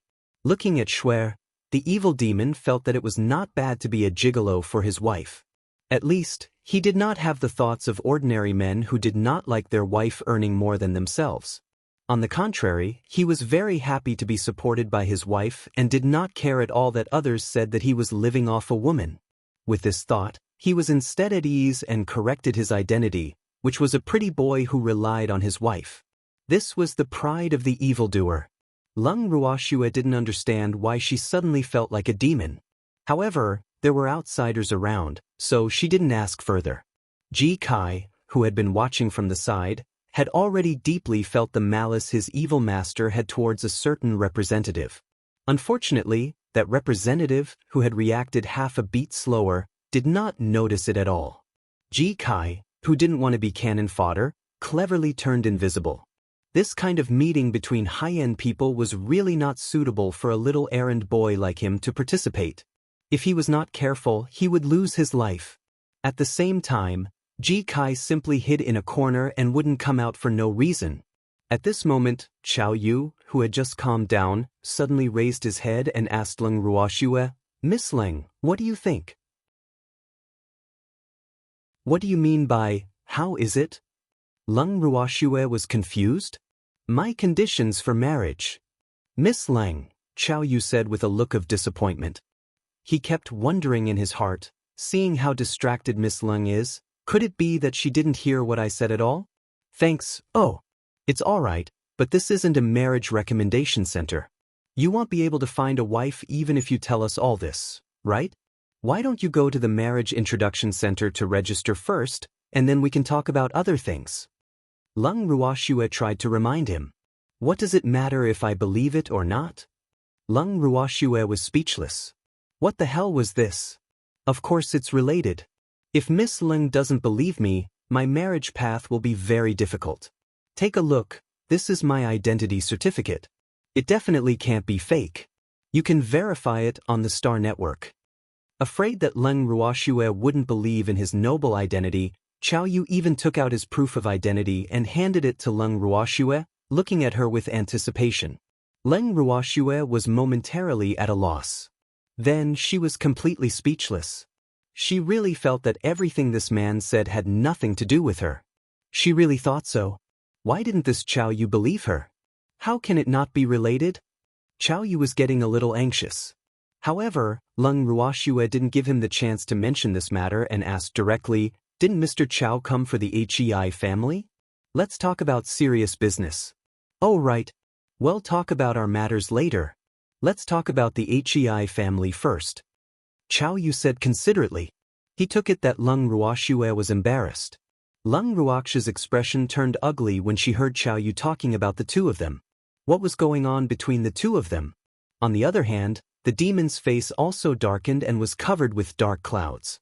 It was as if a storm would fall at any moment, giving off a very dangerous feeling. However, Chao Yu, who was immersed in his happiness, was rather alert and didn't feel the immense pressure that was accompanying him at all. On the other hand, Ji Kai, who was hiding in the corner, was so scared that his face turned pale and he almost couldn't breathe. "Miss Leng, the HEI family head has reported to the Alliance Council that you have destroyed the HEI family's property." Chao Yu cleared his throat and said seriously. At this moment, he had already entered the role of his work. He was no longer that silly aristocrat from earlier. "Do you have any evidence?" Lung Ruoxue asked with a faint smile. "The HEI family has submitted a few pieces of evidence, and the HEI family's head even personally said that there's a conflict between you and them. What do you have to say about this?" Chao Yu tried to make his voice sound less serious as he asked. "I don't have anything to say. The HEI family is already so miserable. What else can I say? If your parliament really has evidence, then do what you have to do." Lung Ruoxue said nonchalantly. "Miss Leng, you'd better find a way to prove your innocence. Otherwise, you'll suffer once you're found guilty." Chao Yu said with a look of reluctance. "I'm just a weak woman with no power or influence. If someone really wants to frame me, even if I want to prove my innocence, I'm afraid I won't have the chance, right?" Lung Ruoxue said with a smile. "Miss Leng, you must believe in the parliament's justice." Seeing that Lung Ruoxue seemed to have the idea of breaking the pot and throwing it to the ground, Chow Yu couldn't help but ask anxiously. Even though he wasn't confident when he said that. Before they came here, there were indeed people in the parliament who said that they wanted to take this opportunity to catch the three of them and control them. However, after seeing Leng Ruoxue, Chow Yu felt that he had fallen in love, so he couldn't bear to let Leng Ruoxue suffer. In his opinion, he couldn't control the other two, but he had to protect the woman in front of him. The parliament is just? Then why did I see people protesting the unfairness of the parliament on the internet a few days ago? Leng Ruoxue asked in surprise after hearing Chow Yu's words. That was a misunderstanding. Chow Yu broke out in a cold sweat. Actually, he meant that he would help him deal with the situation. I'm afraid there's no smoke without fire. Leng Ruoxue shook her head, clearly not believing Chow Yu's words. Chow Yu was a little anxious and quickly said, Miss Leng, even if you don't believe in the parliament, you have to believe in me. How could I let the parliament wrong you?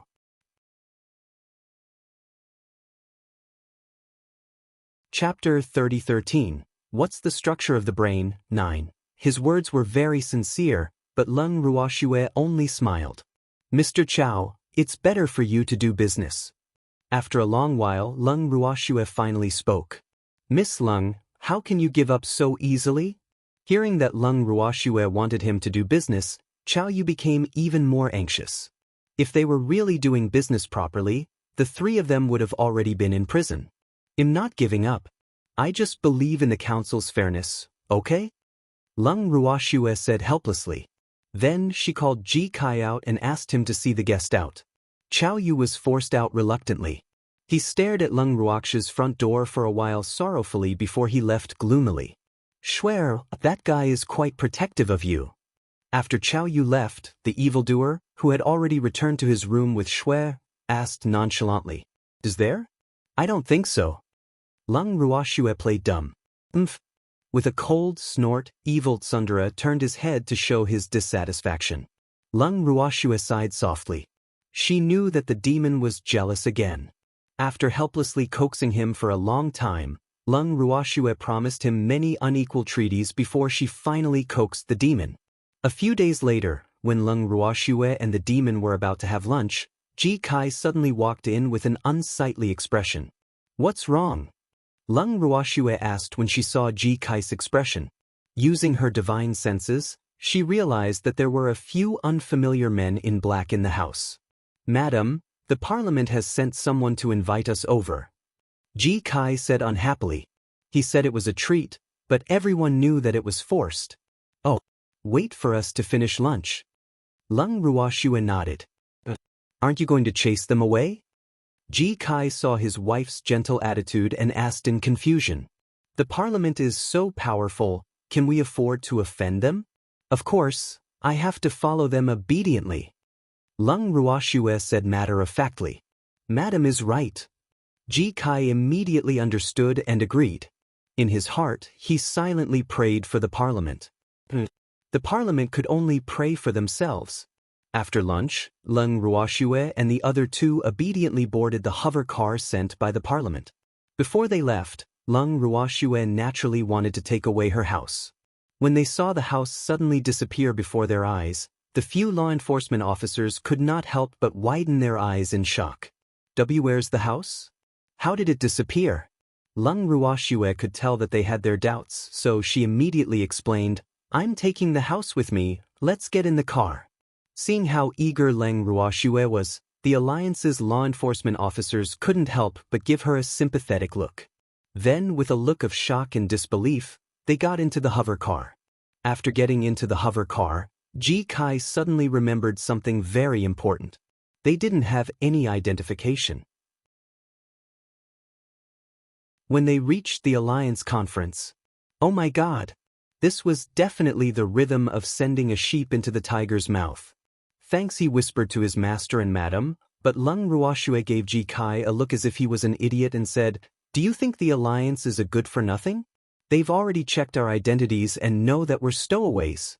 I'm treating you as an idiot, but that doesn't include us.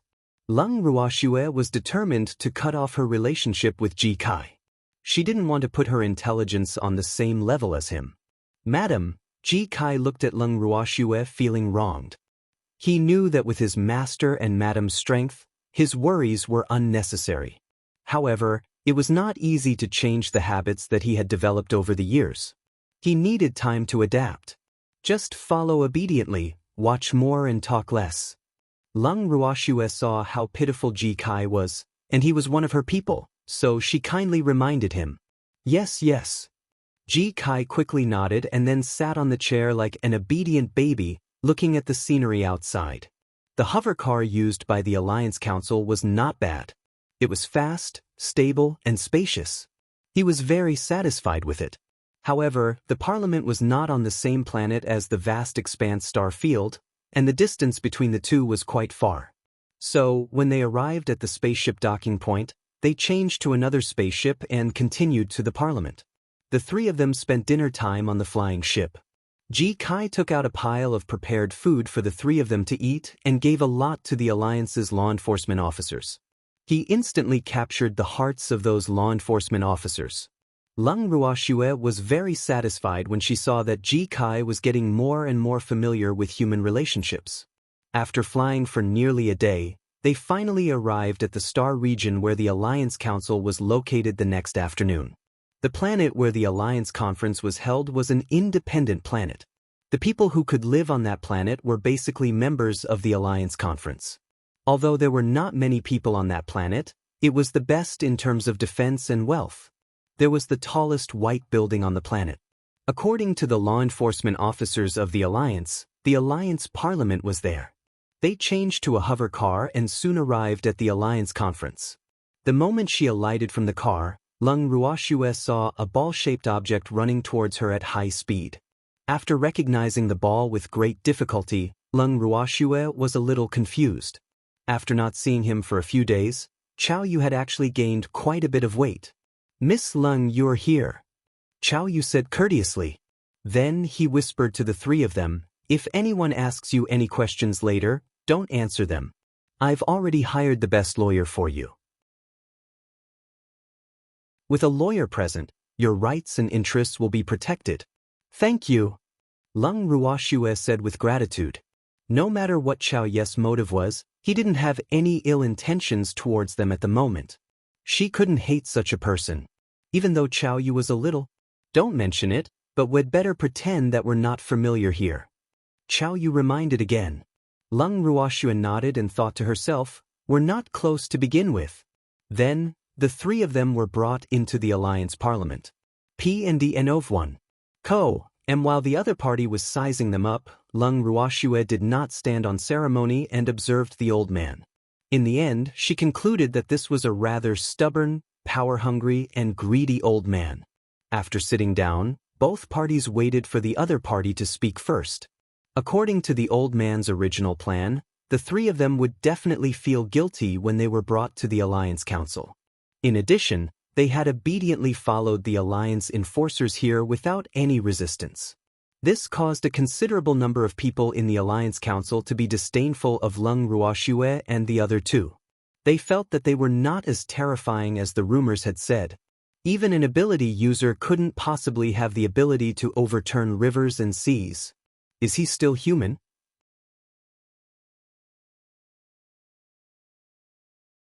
Chapter 30:14.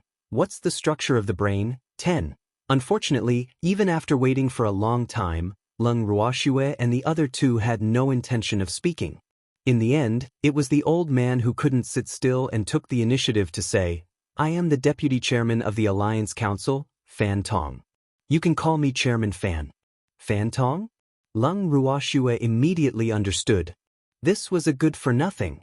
Nodding her head, Leng Ruoxue smiled and asked, "I wonder why the good-for-nothing vice-chairman has called us here?" Hearing Leng Ruoxue's words, Ji Kai couldn't help but burst out laughing. Although the old man didn't hear the madam's curses in a roundabout way, he could tell. But even so, the good-for-nothing deputy speaker still glared at Ji Kai. He deeply felt that the servant was laughing when the master was talking. It was really uneducated. Of course it's because of the Hei family. The noble vice-chairman felt that he should not be calculative with a servant. He spoke to Leng Ruoxue as if it was only natural. "Oh, But I have nothing to discuss with the HEIs, and I'll have to wait for my lawyer to come before I can answer your question. Lung Ruoxue said with a smile. Her words made the good-for-nothing deputy speaker so angry that his beard trembled. The anger in his heart also rose bit by bit. He even knew how to get a lawyer. He really didn't expect this. The good-for-nothing deputy speaker was deeply surprised. In his eyes, only aristocrats knew how to hire a lawyer. How could a commoner know this? More importantly, a star lawyer was very expensive, not something a commoner could afford. However, even though it was an accident, Lung Ruoxue had already expressed her intention to hire a lawyer. Then he would have to wait. Otherwise, his position as the deputy speaker would be over if someone got hold of something that could be used against him. After Lung Ruoxue's group of 3 and the good-for-nothing deputy speaker sat there staring at each other for an hour, the late lawyer finally arrived. The lawyer was a rather beautiful woman. She was dressed in a professional suit and black high heels. She swayed as she walked.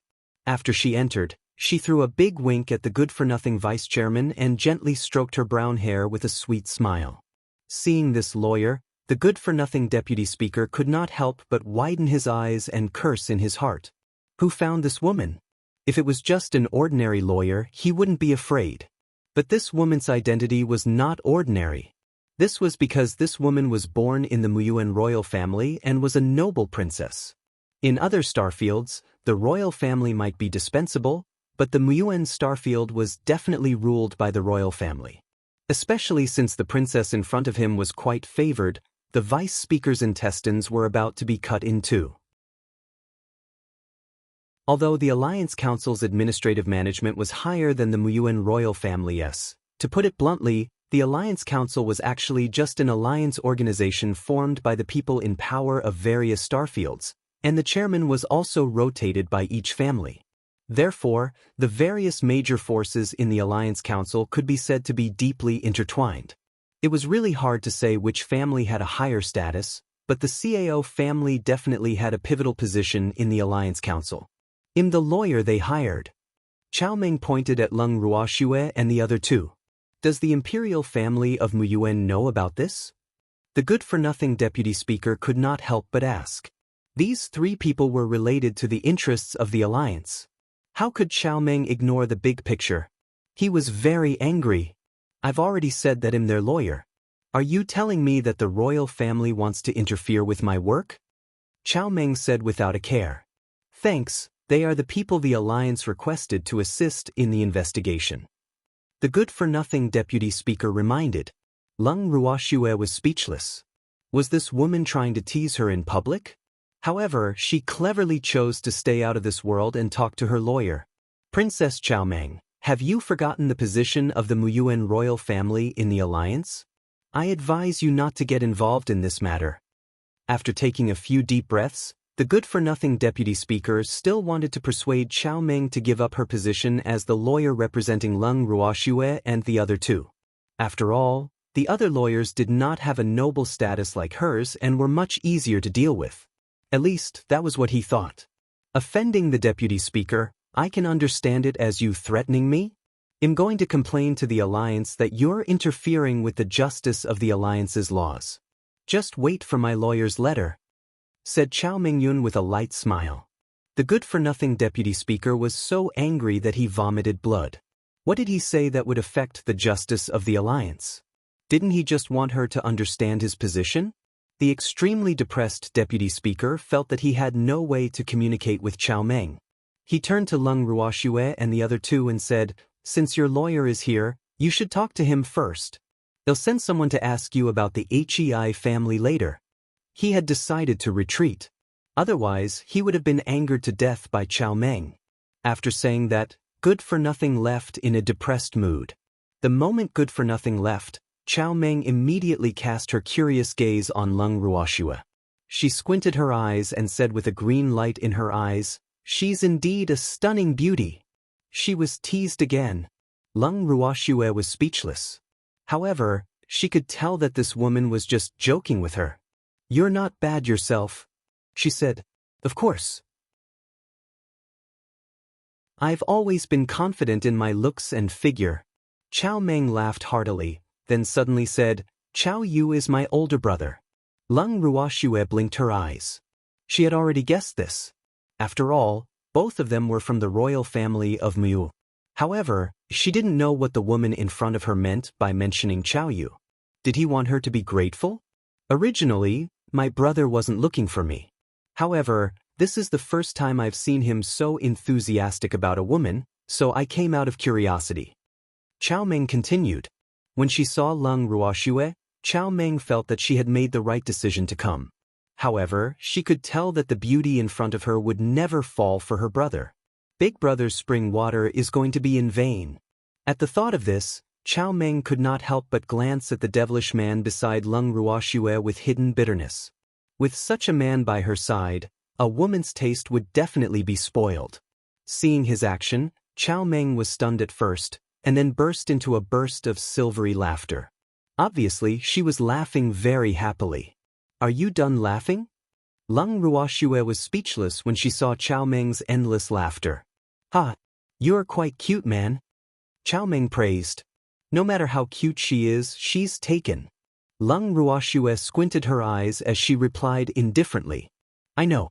Don't worry, he's not my type." Afraid of being misunderstood, Chao Meng quickly said. Then, after thinking for a while, she suddenly asked mysteriously, "By the way, do you have any secrets to chasing men? Can you teach me? I've taken a fancy to a man, but I couldn't get him even after a long time."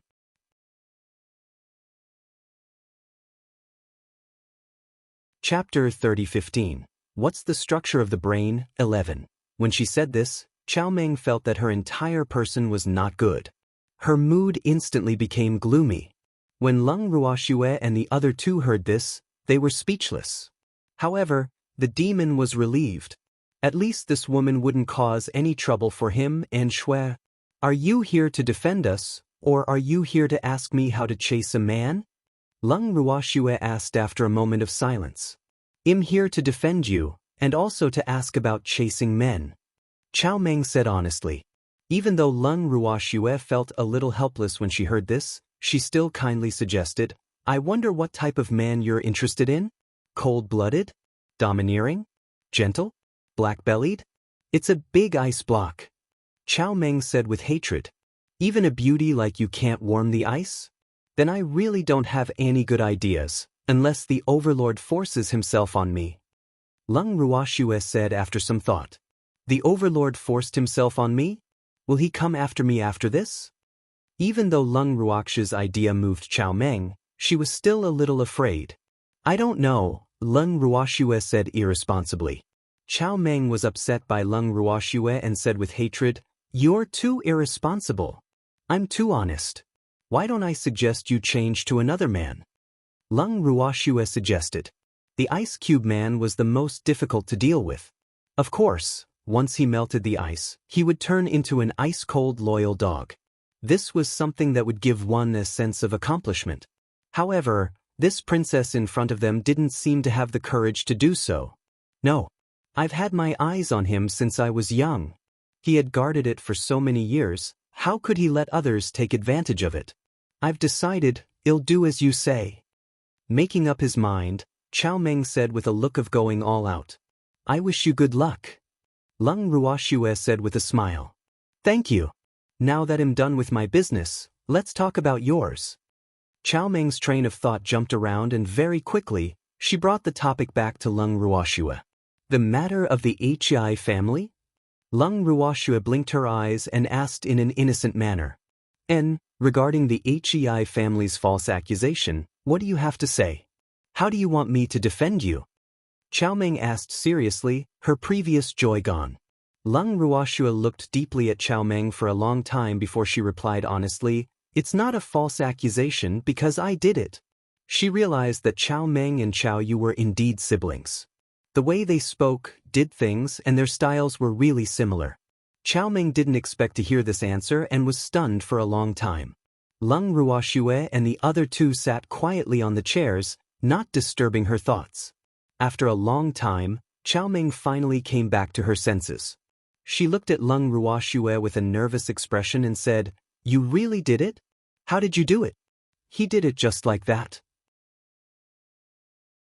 Lung Ruoxia's answer was very simple, but Chow Meng was going crazy. What kind of answer was that? He was too irresponsible. That's not something that ordinary people can do. Chow Meng gritted her teeth and reminded him. I didn't say I was an ordinary person. Lung Ruoxia agreed. Thanks, that's not something an ability user can do. Chow Meng said. Chow Meng, on the other hand, was going crazy. She deeply felt that communicating with the woman in front of her was very tiring.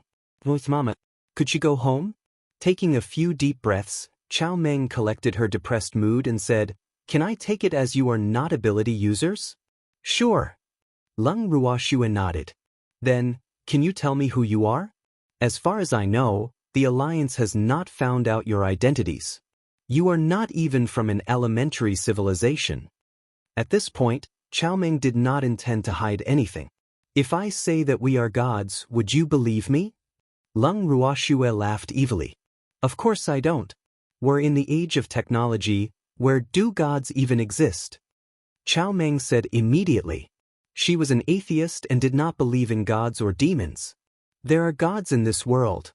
Lung Ruoxia said calmly. Then what evidence do you have to prove that you are a god? Chow Meng asked, still in disbelief. Lung Ruoxia smiled faintly, then grabbed Chow Meng's arm. The two of them disappeared from the room. When Chow Meng realized that she had been brought to the vast universe in the blink of an eye and was still floating in the blue sky, she couldn't stand the stimulation. She couldn't help but let out a scream and her face turned pale. She held on to Lung Ruoxia tightly, afraid that she would fall. This was too surreal. She was actually standing in space without any protective measures. No one would believe it. Go back. I believe you. After a long time, Chow Meng finally stabilized a little and said pitifully. So, she seemed to know too much. She didn't know if she would be killed. P&D-N-O-V-1. M. Chow Meng, who was still in shock, was like a little beast that had been struck by lightning. She sat on the chair listlessly. After a long time, she carefully asked, May I know, what did the HI family do to offend you? The head of the HI family wants to give his daughter to my man. Lung Ruoxia said casually, then added, Since they dare to bully me, then I can only make the HI family lose everything. Upon hearing this, Chow Meng's heart settled down and thought, that was close. It was a good thing that she was not interested in that devilish man. Otherwise, she would bring disaster to the Mu Yuan royal family. Wait, what about her brother?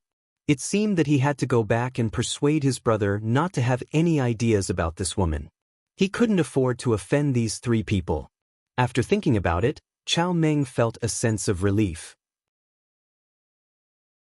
But she still couldn't help but ask curiously, You told me about your identity and the HI family, aren't you afraid it'll tell others? I'm not afraid. Aren't you our lawyer? Of course, you have to be honest with a lawyer. Lung Ruoxia blinked and smiled. In reality, to these ordinary people, if her identity could really scare them, it would not be a good thing to not pay for it. It would save them a lot of trouble. Therefore, Lung Ruoxia did not mind Chow Meng revealing her identity. Chow Meng nodded with a bitter smile and couldn't help but sigh. When I was a child, I heard my elders say that God loves the world. Today, I finally know that this is true. Lung Ruoxia was confused. God loves the world? Was that something a god could say? It should be the huckster who said it, right? Seeing Lung Ruoxia's confusion, Chow Meng took the initiative to explain, even though the HEI family has offended you, you didn't kill anyone from the HEI family. You only gave them some punishment. Isn't this a display of God's love for the world? Child, you're thinking too much. Those were the words that the huckster used to deceive the innocent people.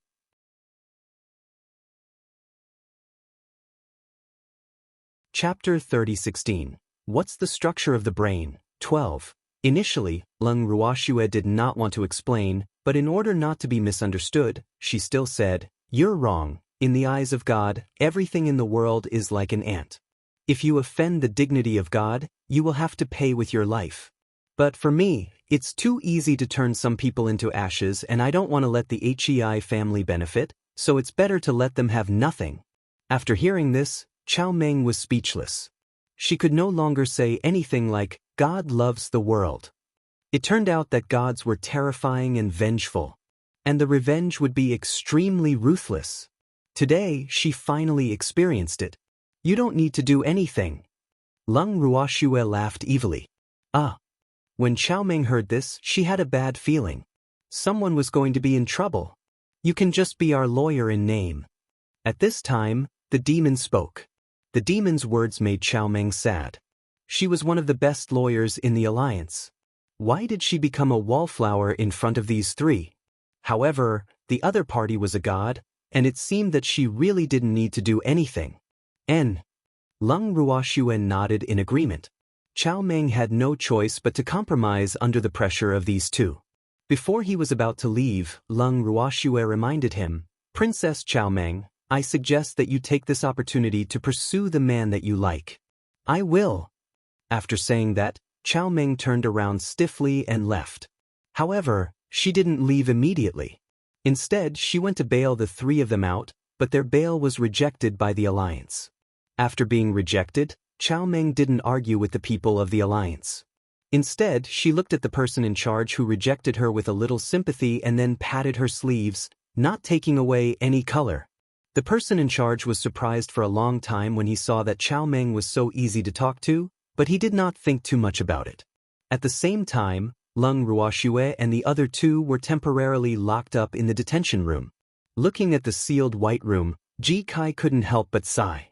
Master, Madam, I've always been a law-abiding citizen. Today is the first time I'm being detained. You mean we're not law-abiding citizens? Hearing this, Lung Ruoxue raised her eyebrows. No, it wasn't he. I didn't mean it that way. Ji Kai saw that his wife's tone was a bit unfriendly, so he quickly changed his words. But you're right. We've never been law-abiding citizens, because the laws in our world are all set by us. Lung Ruoxue suddenly changed the topic. Such a sudden turn of events stunned Ji Kai for a while. After he regained his senses, he looked at Lung Ruoxue with his bright eyes and shouted in his heart, My idol! Madam is so domineering. However, what Ji Kai admired more was the calm bearing of his master and his wife. No matter where and when, the two of them seemed to be strolling in their own backyard. It really made him envious, jealous, and hateful. When he could be like this, he would feel that he was complete. He stayed in the detention room for 3 days, but the Alliance Parliament didn't send anyone over. Ji Kai couldn't help but feel puzzled. In fact, the Alliance Parliament had been biding their time because they had been discussing countermeasures. According to the news from the Muyuan royal family, 2 of the 3 were gods, so they couldn't be touched. Of course, this news was disclosed to the Muyuan royal family by Xiao Meng, and the Muyuan royal family informed the Alliance Council out of consideration for their interests. The appearance of this news caused the alliance to be divided into 2 factions. One faction was naturally led by the Muyuan royal family. They supported the idea of befriending Lung Ruoxue and the other 2. The other faction was led by Vice President Good-for-Nothing's Fan family. They hoped to control Lung Ruoxue and the other 2 in their hands. Thanks, the 3 of them calmly stayed in the detention room during the day and returned to the bracelet to rest at night. The Vindice who was in charge of monitoring their every move seemed to be used to them disappearing from time to time. However, such news to the people of the Alliance Parliament was mixed with joy and sorrow. The worried side was naturally the Muyuan royal family. They really did not know when this matter would end. They deeply felt that the longer this matter dragged on, the more disadvantageous it would be for the alliance. What if the god of killing got angry? The consequences were simply unimaginable. However, Good-for-Nothing and the others were rather excited. Originally, Good-for-Nothing only felt that Lung Ruoxue and the other 2 were extraordinary. Now that it was proven that they were indeed extraordinary, he naturally did not want to let the 3 of them off easily. What he desired the most was to take them for himself. Good-for-Nothing, who had already gone a little crazy, had made up his mind to keep Lung Ruoxue and the other 2 in the Alliance Conference forever. Of course, they would be kept as their prisoners and test subjects. He coveted the others' magical treasure, and he wanted to get their genes that were beyond human.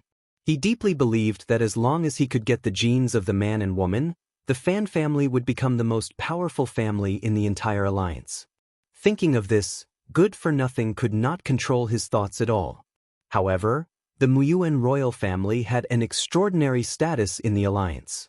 With their strong opposition, at least half of the alliance's parliament members chose not to support him, which made him feel deeply aggrieved. However, Good for Nothing insisted on doing this, so he sent people to secretly persuade those families who did not support him on the surface, and the results were very good. There were quite a few families that were convinced by him and had their eyes on Lung Ruoxue and the high-quality genes of the evildoer. After all, the temptation of genes that could improve the fundamental quality of the family was too great. Furthermore, Lung Ruoxue and the evildoer had always been very obedient. This had caused some of the greedy families to look down on them. From their point of view, even though the Hei family had accused the couple of being responsible for the destruction of their property, they did not have any concrete evidence. As such, it was impossible to prove how terrifying the strength of the couple was. Moreover, who didn't know what was going on behind the scenes? As a result, He tribe's end was not a good example for them. Some families were on the bright road to death, never to return. Although the royal family of Muyuan was furious about the betrayal of a considerable number of their allies, they could do nothing about it. The only thing they could do was to draw a clear line with the other party. After all, the temptation of those three people was too great for the major families. At one point, some people in the Muyuan royal family were tempted. However, under the iron-blooded suppression of the Emperor Muyuan, the restless royal family members either retracted their thoughts or were expelled from the royal family and were no longer a part of the Muyuan royal family. In short, this time, the strong Emperor Muyuan would not be soft on anyone, even if the other party was his own son. In reality, the reason why Emperor Muyuan was so determined to be on good terms with Lung Ruoxue and the other two was because after he dealt with a few members of the royal family for the first time, Lung Ruoxue and the demon had visited his palace. At that time, they had given Emperor Muyuan a huge scare. Such a god who could appear in front of them without alerting anyone was not something that ordinary people like them could covet. With that experience of shock, Emperor Muyuan's mind was even more determined. A god was a god. It was not something that ordinary people could get their hands on. More importantly, Lung Ruoxue had also given Emperor Muyuan an elixir that could remove the poison in Qiao Ye's body. Qiao Yu was his most beloved son. Because he was envied by others when he was young, he was poisoned by an unknown poison. Otherwise, he wouldn't have become so short and ugly. Now that he had an elixir that could cure his son's poison, what else could he ask for? Emperor Muyuan was satisfied and deeply felt that his policy of befriending others was the right one. Now, he had gained real benefits. He was happy, but after he followed Lung Ruoxue back to the detention cell, the demon was not feeling well. Needless to say, the demon drank another big jar of vinegar. He felt that Shuer was too concerned about Qiao Yu. After Lung Ruoxue found out, she only felt so wronged. When did she pay attention to Qiao Yu? At least, the first time she saw Qiao Yu, although she was surprised that there was such a good-looking person like Qiao Yu in this high-tech civilization star field, she didn't think that Qiao Yu was poisoned at all. The second time she saw him, she noticed that Qiao Yu was as fat as a ball, so she observed him out of curiosity. This was not attention, she was just giving the Muyuan royal family some benefits. After all, they had always been supporting them. Another 10 days passed. The good-for-nothing deputy speaker and his men finally arrived in the detention room. Seeing Lung Ruoxue and the other two being so carefree, Good-for-nothing could not help but feel a little angry. Even though he knew that the three of them were living a carefree life, the impact of seeing it with his own eyes was even greater. At this moment, Lung Ruoxue and the other two were having breakfast. Looking at the dazzling variety of breakfast on the table, some of Good-for-nothing and the others could not help but swallow their saliva. However, Lung Ruoxue had no intention of treating them to breakfast. Under everyone's watchful eyes, Lung Ruoxue and the other two calmly finished their breakfast before smiling at Good-for-nothing. "Vice Speaker Good-for-nothing, is there anything I can help you with?"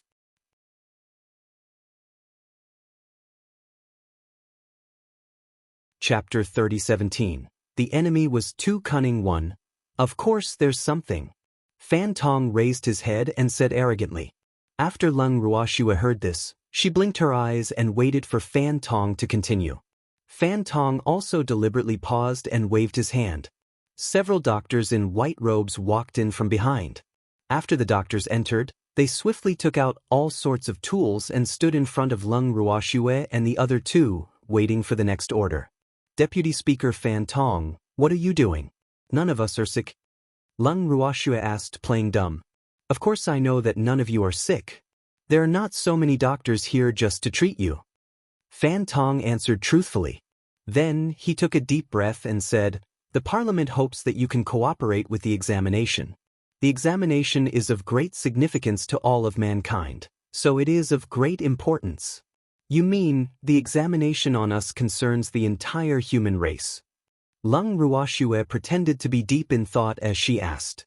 Then, without giving Fan Tong a chance to reply, she continued to ask, but what does this have to do with us? How is it none of your business? Are you not humans? Shouldn't they be contributing to the development of mankind? Fan Tong had placed a huge responsibility on Lung Ruoxue's group of three, which was related to the development of the entire human race. He had an expression that did not allow for rejection. Lung Ruoxue and the other two could also tell that if they accepted some kind of groundless inspection, then they might be able to contribute to the development of mankind. If they rejected it, they might be treated as sinners of mankind. Preposterous. Did he think they were easy to bully or deceive? He wanted to stand on the moral high ground and threaten them? Not to mention Lung Ruoxue and the evildoer, even Ji Kai, who had heard this, felt disgusted by the shamelessness of Fan Tong and the others. He had long heard of the dirty ways of the Alliance Council, and he finally saw it for himself today. If they were to flatter ordinary people, they might really fall for it in order to be heroes. But who was the person in front of them now?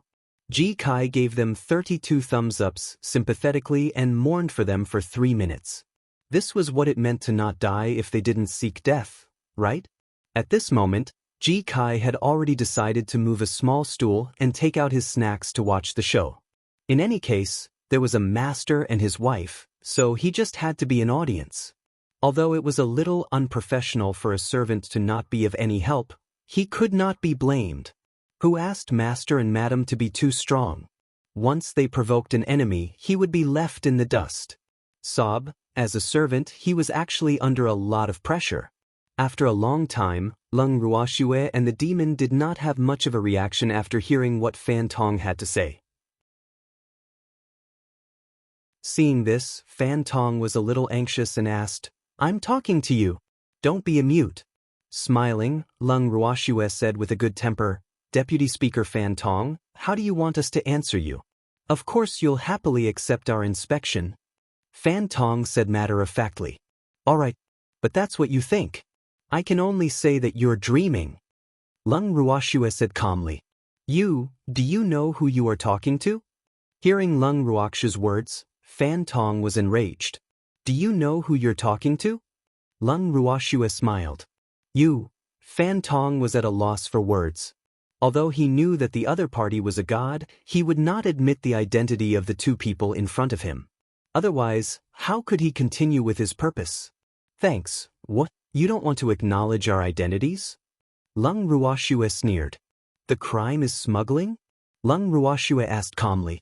And we have to cooperate with your inspection for the sake of the development of all mankind? Lung Ruoxue asked again. That's right. So in order to avoid physical pain, you'd better be tactful and take the initiative to cooperate. Otherwise, you'll bear the consequences. Fan Tong shouted at the top of his voice. Have you ever thought about the consequences of treating us like this? Lung Ruoxue continued to ask. This is the territory of the Alliance? Are you guys thinking of rebelling? Hearing this, Fan Tong's heart trembled, but he quickly calmed down. This was because he believed that if the other party was really a god, he would definitely not start a massacre on all of humanity. After all, why would a true god care about mortals? God loves the world. Unfortunately, even though his idea was wonderful, he had forgotten that if he violated the dignity of the gods, would the gods be angry? As for Lung Ruoxue and the evildoer, they were not gods that were easy to get along with. It was fine if they didn't provoke them, but once they were provoked, the unlucky ones would definitely be others. After hearing Fan Tong's words, Lung Ruoxue smiled faintly and said, "We don't need to rebel because in our eyes, you are just a group of ants." Who are you calling an ant? Hearing this, Fan Tong was furious. He had always thought highly of himself and never thought that he would be treated as an ant one day. In his eyes, ants had always been others. How could it be him? Lung Ruoxue's words were like a lit explosive, instantly setting Fan Tong on fire. Seeing that Fan Tong was glaring at her with wide eyes, Lung Ruoxue became even calmer and smiled without saying a word. Seeing her like this, Fan Tong was angry and resentful. Without thinking, he ordered the doctors, "Capture them and inspect them. There's no need to be polite to them. Weren't you being polite to us before?" When Lung Ruoxue heard this, she could not help but ask with widened eyes. "Of course. I was very polite to you before, but you refused to cooperate. So, I can only use force." Fan Tong's face was full of regret. "Being strong isn't that easy to use. Are you sure you want to use it?" Lung Ruoxue confirmed. "I don't want to either.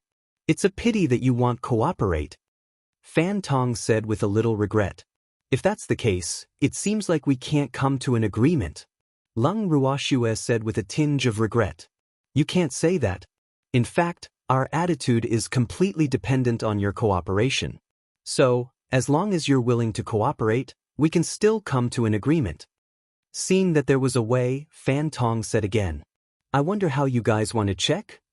Lung Ruoxue asked curiously. Hearing her words, Fan Tong thought that Lung Ruoxue had given in. His face instantly bloomed into a chrysanthemum as he hurriedly said, "Actually, I only need you to offer a little bit of your blood. You guys want to get my master and madam's genes." Hearing this, Ji Kai's face paled. "Genes? What's it for?" As the mistress of the dark world, the demon had never come into contact with such profound things, so he had no idea what the function of the genes Ji Kai mentioned was.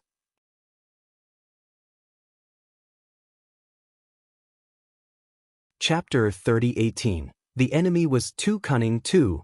Genes are the data that makes up the human body. It can be obtained through research such as blood and hair.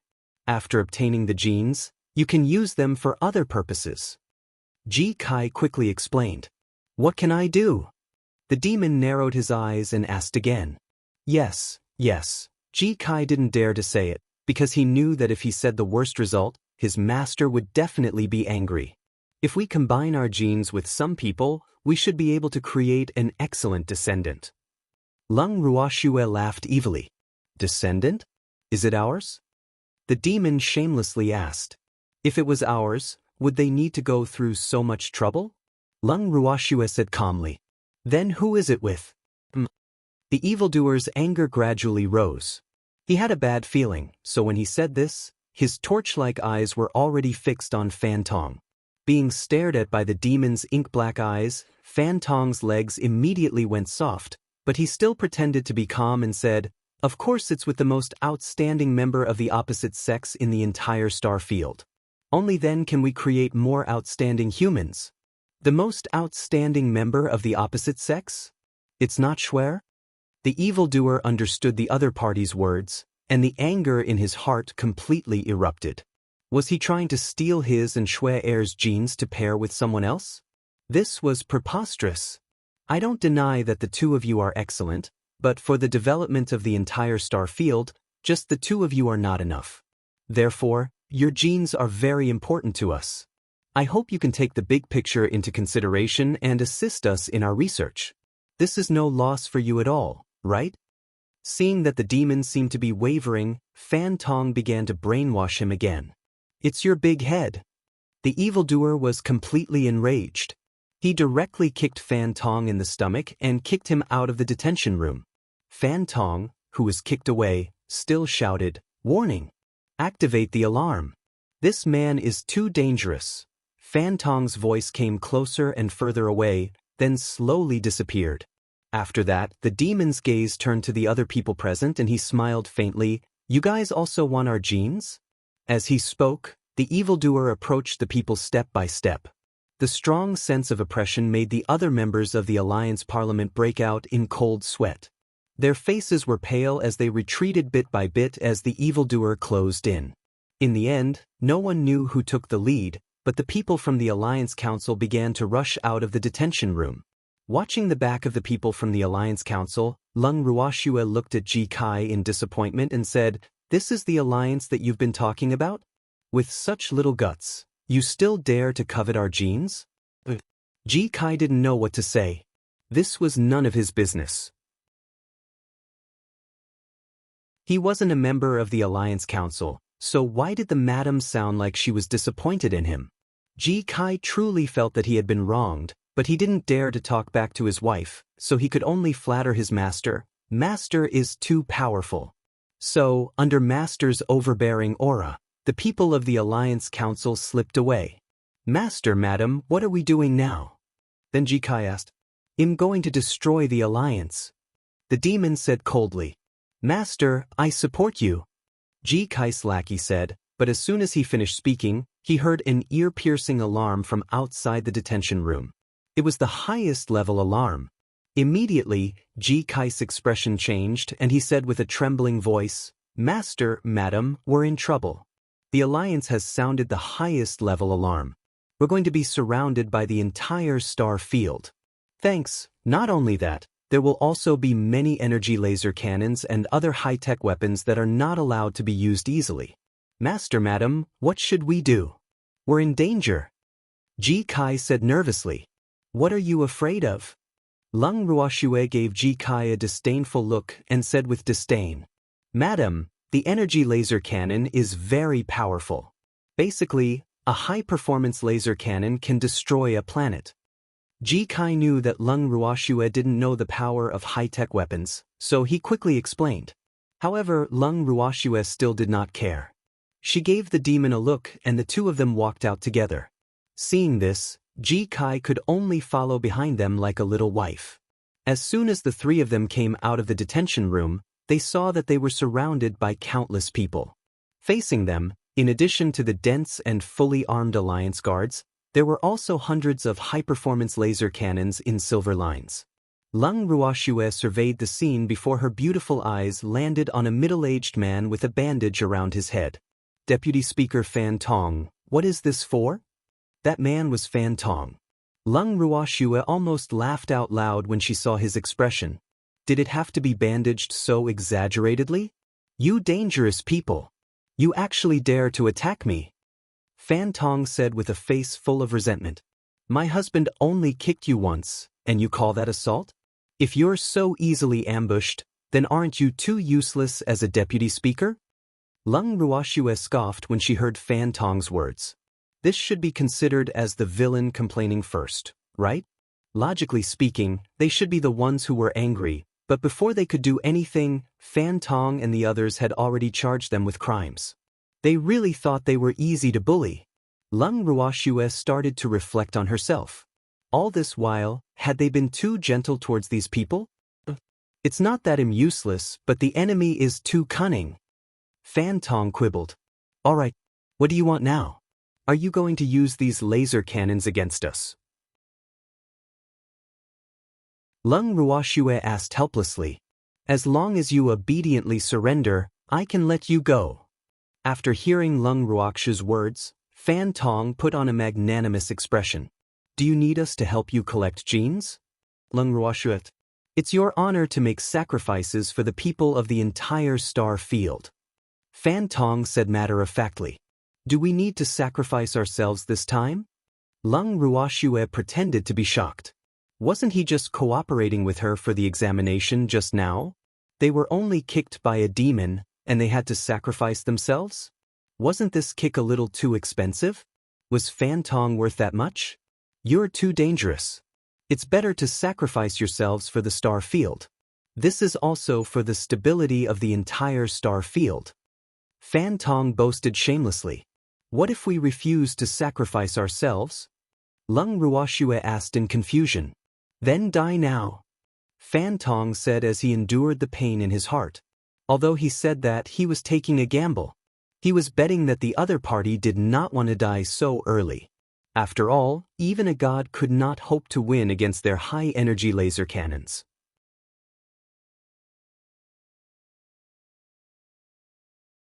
Chapter 30:19. The enemy was too cunning. 3. In his view, gods should only be a little higher than ability users. In general, they should have some similarities with ability users, and that was that their abilities were easily consumed. Thus, the advantage of their energy laser cannons was naturally reflected.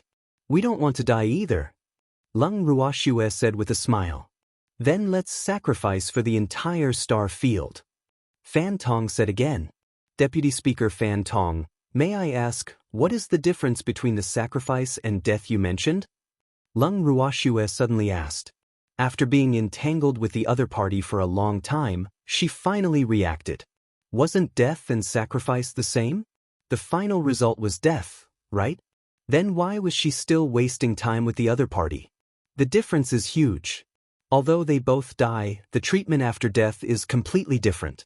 Sacrificing for the sake of the entire star field, you're our heroes, but if you die, you'll die without an intact corpse.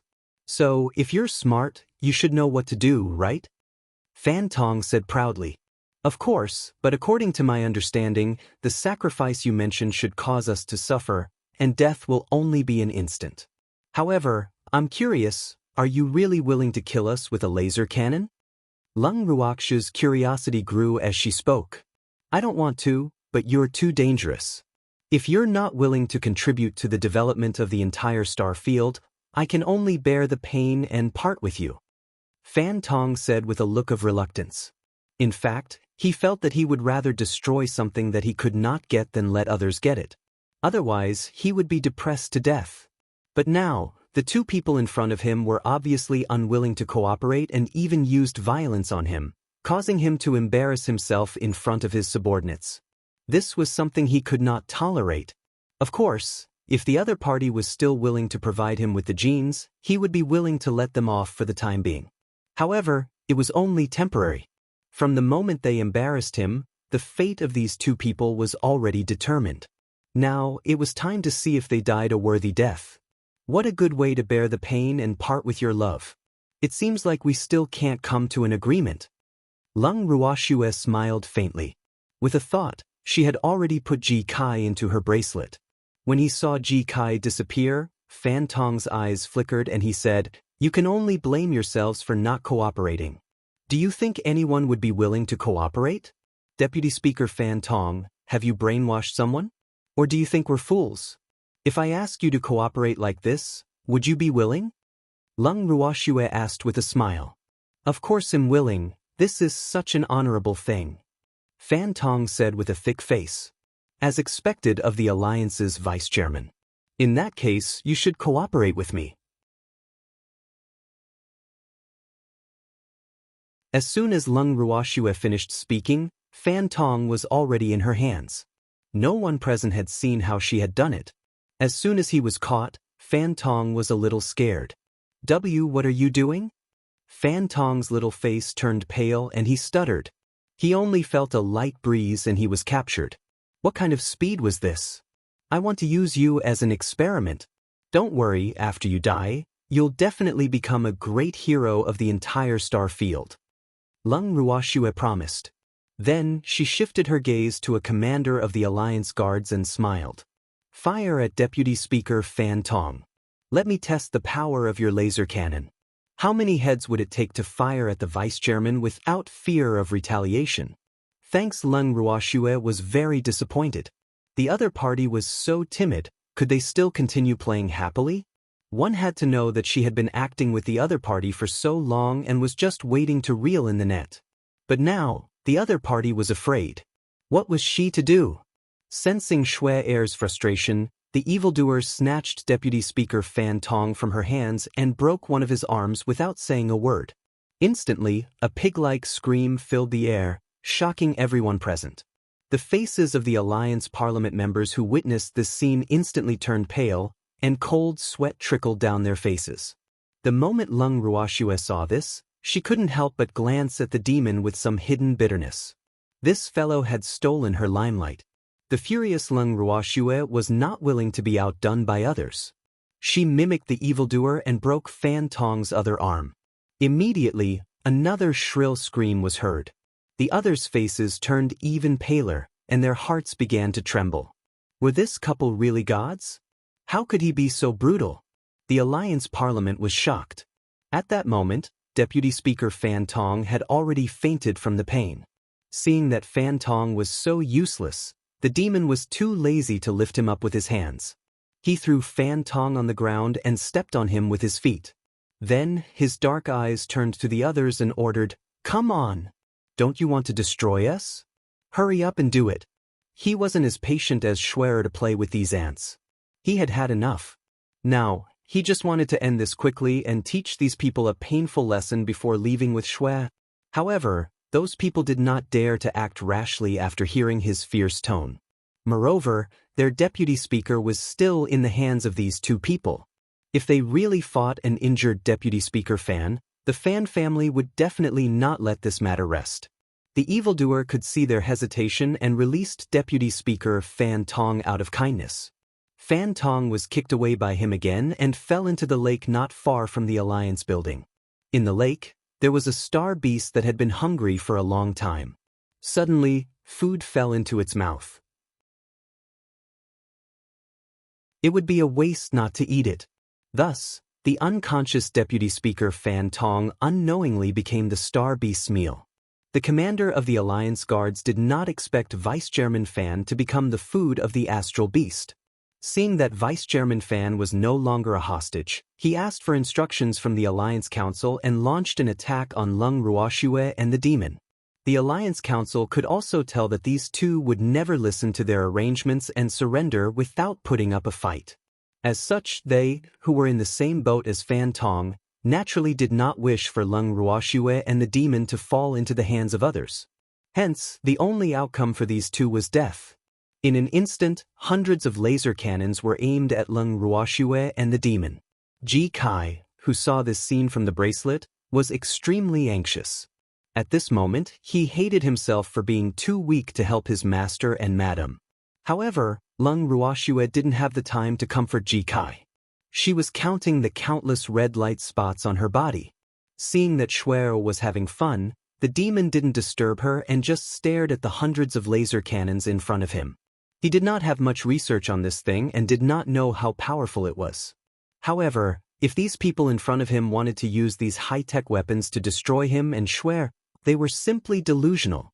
However, he also wanted to test the power of these laser cannons, so neither he nor Schwer wanted to dodge. At this moment, the hundreds of laser cannons that were ready launched a fierce attack.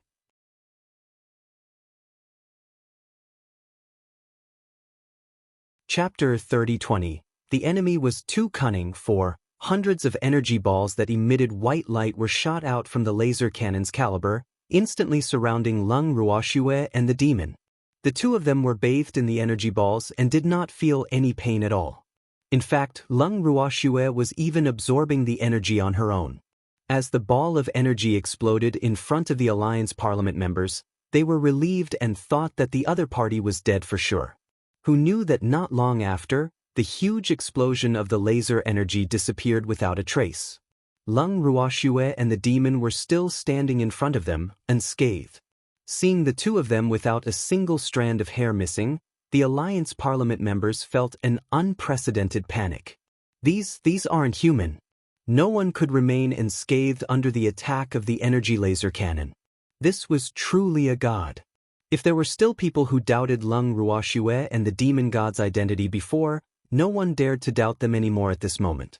Seeing that the two of them were fine, the people from the Alliance Parliament subconsciously retreated. Lung Ruoxue and the demon naturally could not pretend that they did not see the small actions of the crowd. "What, are you scared?" Lung Ruoxue asked despite knowing the answer. He was afraid. "Of course I'm afraid. Even the most powerful energy laser cannon couldn't do anything to these two, so these ordinary people naturally couldn't. And now, what they were most afraid of was the revenge of these two people. No, it should be said that it was punishment. Everyone's hearts were in a mess. As they thought about it, they kept a close eye on Lung Ruoxue and the demon. They were afraid that the two of them would attack everyone in a fit of anger. With the other party's ability, none of them would be able to survive. Seeing that they were a little nervous, Lung Ruoxue comforted them kindly. "Don't be afraid, I won't kill you." She wouldn't kill easily during her honeymoon. Otherwise, these people wouldn't have been able to reach this point. But it would have been better if she didn't say that. Instead, she made the other party even more afraid. Not killing them might mean that they would receive an even more terrible punishment. At this moment, the evildoer took a step forward and gave the people from the Alliance Council a big shock. He only took a laser cannon and started studying it. After a while, the evildoer raised his head and said to Lung Ruoxue, "Shue, I want to try out the power of this laser cannon." "Try it? There are a lot of people there." Lung Ruoxue laughed evilly as she pointed at the people from the Alliance. At this moment, the only thought in the Alliance Council was that he was lying. Didn't he say that he wouldn't kill them? What was going on now? Those who were timid could already feel their legs getting wet. P&D and one. Everyone's heart trembled, their legs went soft, and their faces turned pale. The demon smiled. This weapon belonged to the Alliance Council, so he had no pressure using it. He pressed the button of the energy laser cannon and a ball of energy shot out from the barrel. In an instant, the Alliance people scattered like birds. The energy laser cannon chased after the people of the Alliance Parliament and then hit the building. In an instant, the Alliance Conference building collapsed into ruins, hitting hundreds of unlucky people who were closest to the building. After the incident, Evildoer looked innocently at the Alliance Parliament members who were still in shock and said, "It's none of my business. I hit the Alliance Parliament building. Also, this laser cannon is yours." "Shameless bastard." Thanks, they were scared out of their wits. It was only one laser cannon just now. If there were a few more, the planet where the Parliament was located would probably be destroyed. At this moment, they heard the demon say, "I'll give you 1 minute to leave this place. After 1 minute, I'll blow up everything here." Damn it. Really, what you're afraid of comes. Although the people from the Alliance Council thought so, they still quickly boarded their own spaceships and started their spaceships to leave. Not long after the flying shuttle flew out, they felt the flying shuttle shake violently. Through the glass of the cabin, they saw countless piercing white lights flashing in front of their eyes. They were extremely afraid and didn't have the time to think about it. They only cared about driving the flying shuttle to escape from this place. After all the spaceships had left, Lung Ruoxue and the demon hovered in midair and looked at the ruins on the ground.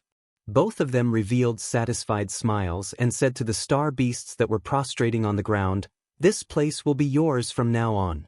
The astral beasts that were summoned were filled with disbelief. However, very quickly, they let out deafening howls and cheers. Their voices were filled with gratitude towards Lung Ruoxue and the demon. In reality, Lung Ruoxue and the demon had no intention of blowing up this planet. After all, other than the Parliament, there were also many astral beasts living on this planet. Those little fellows were innocent. Hence, after scaring the people from the Parliament away, the two of them left the planet where the Parliament was located to the astral beasts here. Then the two of them left. On the spaceship, Ji Kai was moved out. As soon as he came out, Ji Kai's face was full of grievance, and tears were rolling in his eyes. Lung Ruoxue found it funny and teased, "What? Who bullied you?" "No one bullied me. I just feel that I'm too useless and can't help with anything." Ji Kai said sadly, "It's good that you know." Lung Ruoxue nodded in agreement. Hearing this, Ji Kai only felt more depressed. He knew that it was one thing, but Madame had said it so straightforwardly. He had a different feeling in his heart. A faint sorrow covered Ji Kai's body. Ji Kai felt sad for a while and then said, "Master, Madam, are we just going to let those bastards go?" "Who said well let them go?" Lung Ruoxue blinked and asked. But didn't Master let them go?" Ji Kai did not understand. He had seen it with his own eyes in the space. "We let them go so that they won't implicate the star beasts on that planet. Now let's go find them." Lung Ruoxue laughed evilly. Was she so kind that she would let go of those who had designs on them? Of course, if she said she wouldn't kill them, she definitely wouldn't. Because she was very clear that the greatest punishment for these ordinary people was to stay alive. Hearing this, Ji Kai quickly drove the spaceship to their destinations. Lung Ruox's target was all the families in the alliance who were involved in this matter. Whether it was the powerful Fan family or a nobody, as long as they were on her list of punishment, she would not let them off. As for their punishment, Lung Ruoxue would strip them of all their wealth and status without exception. After all, these two things were what ordinary people cared about the most. You're tuning in to the Passion Pages YouTube channel. We're so grateful for your support, and don't forget to subscribe to join us on this incredible journey through captivating stories. Your generosity through donations truly makes a world of difference, as it's the primary source of revenue that allows me to expand and enhance this channel for you. Thank you from the bottom of my heart for being a part of this adventure.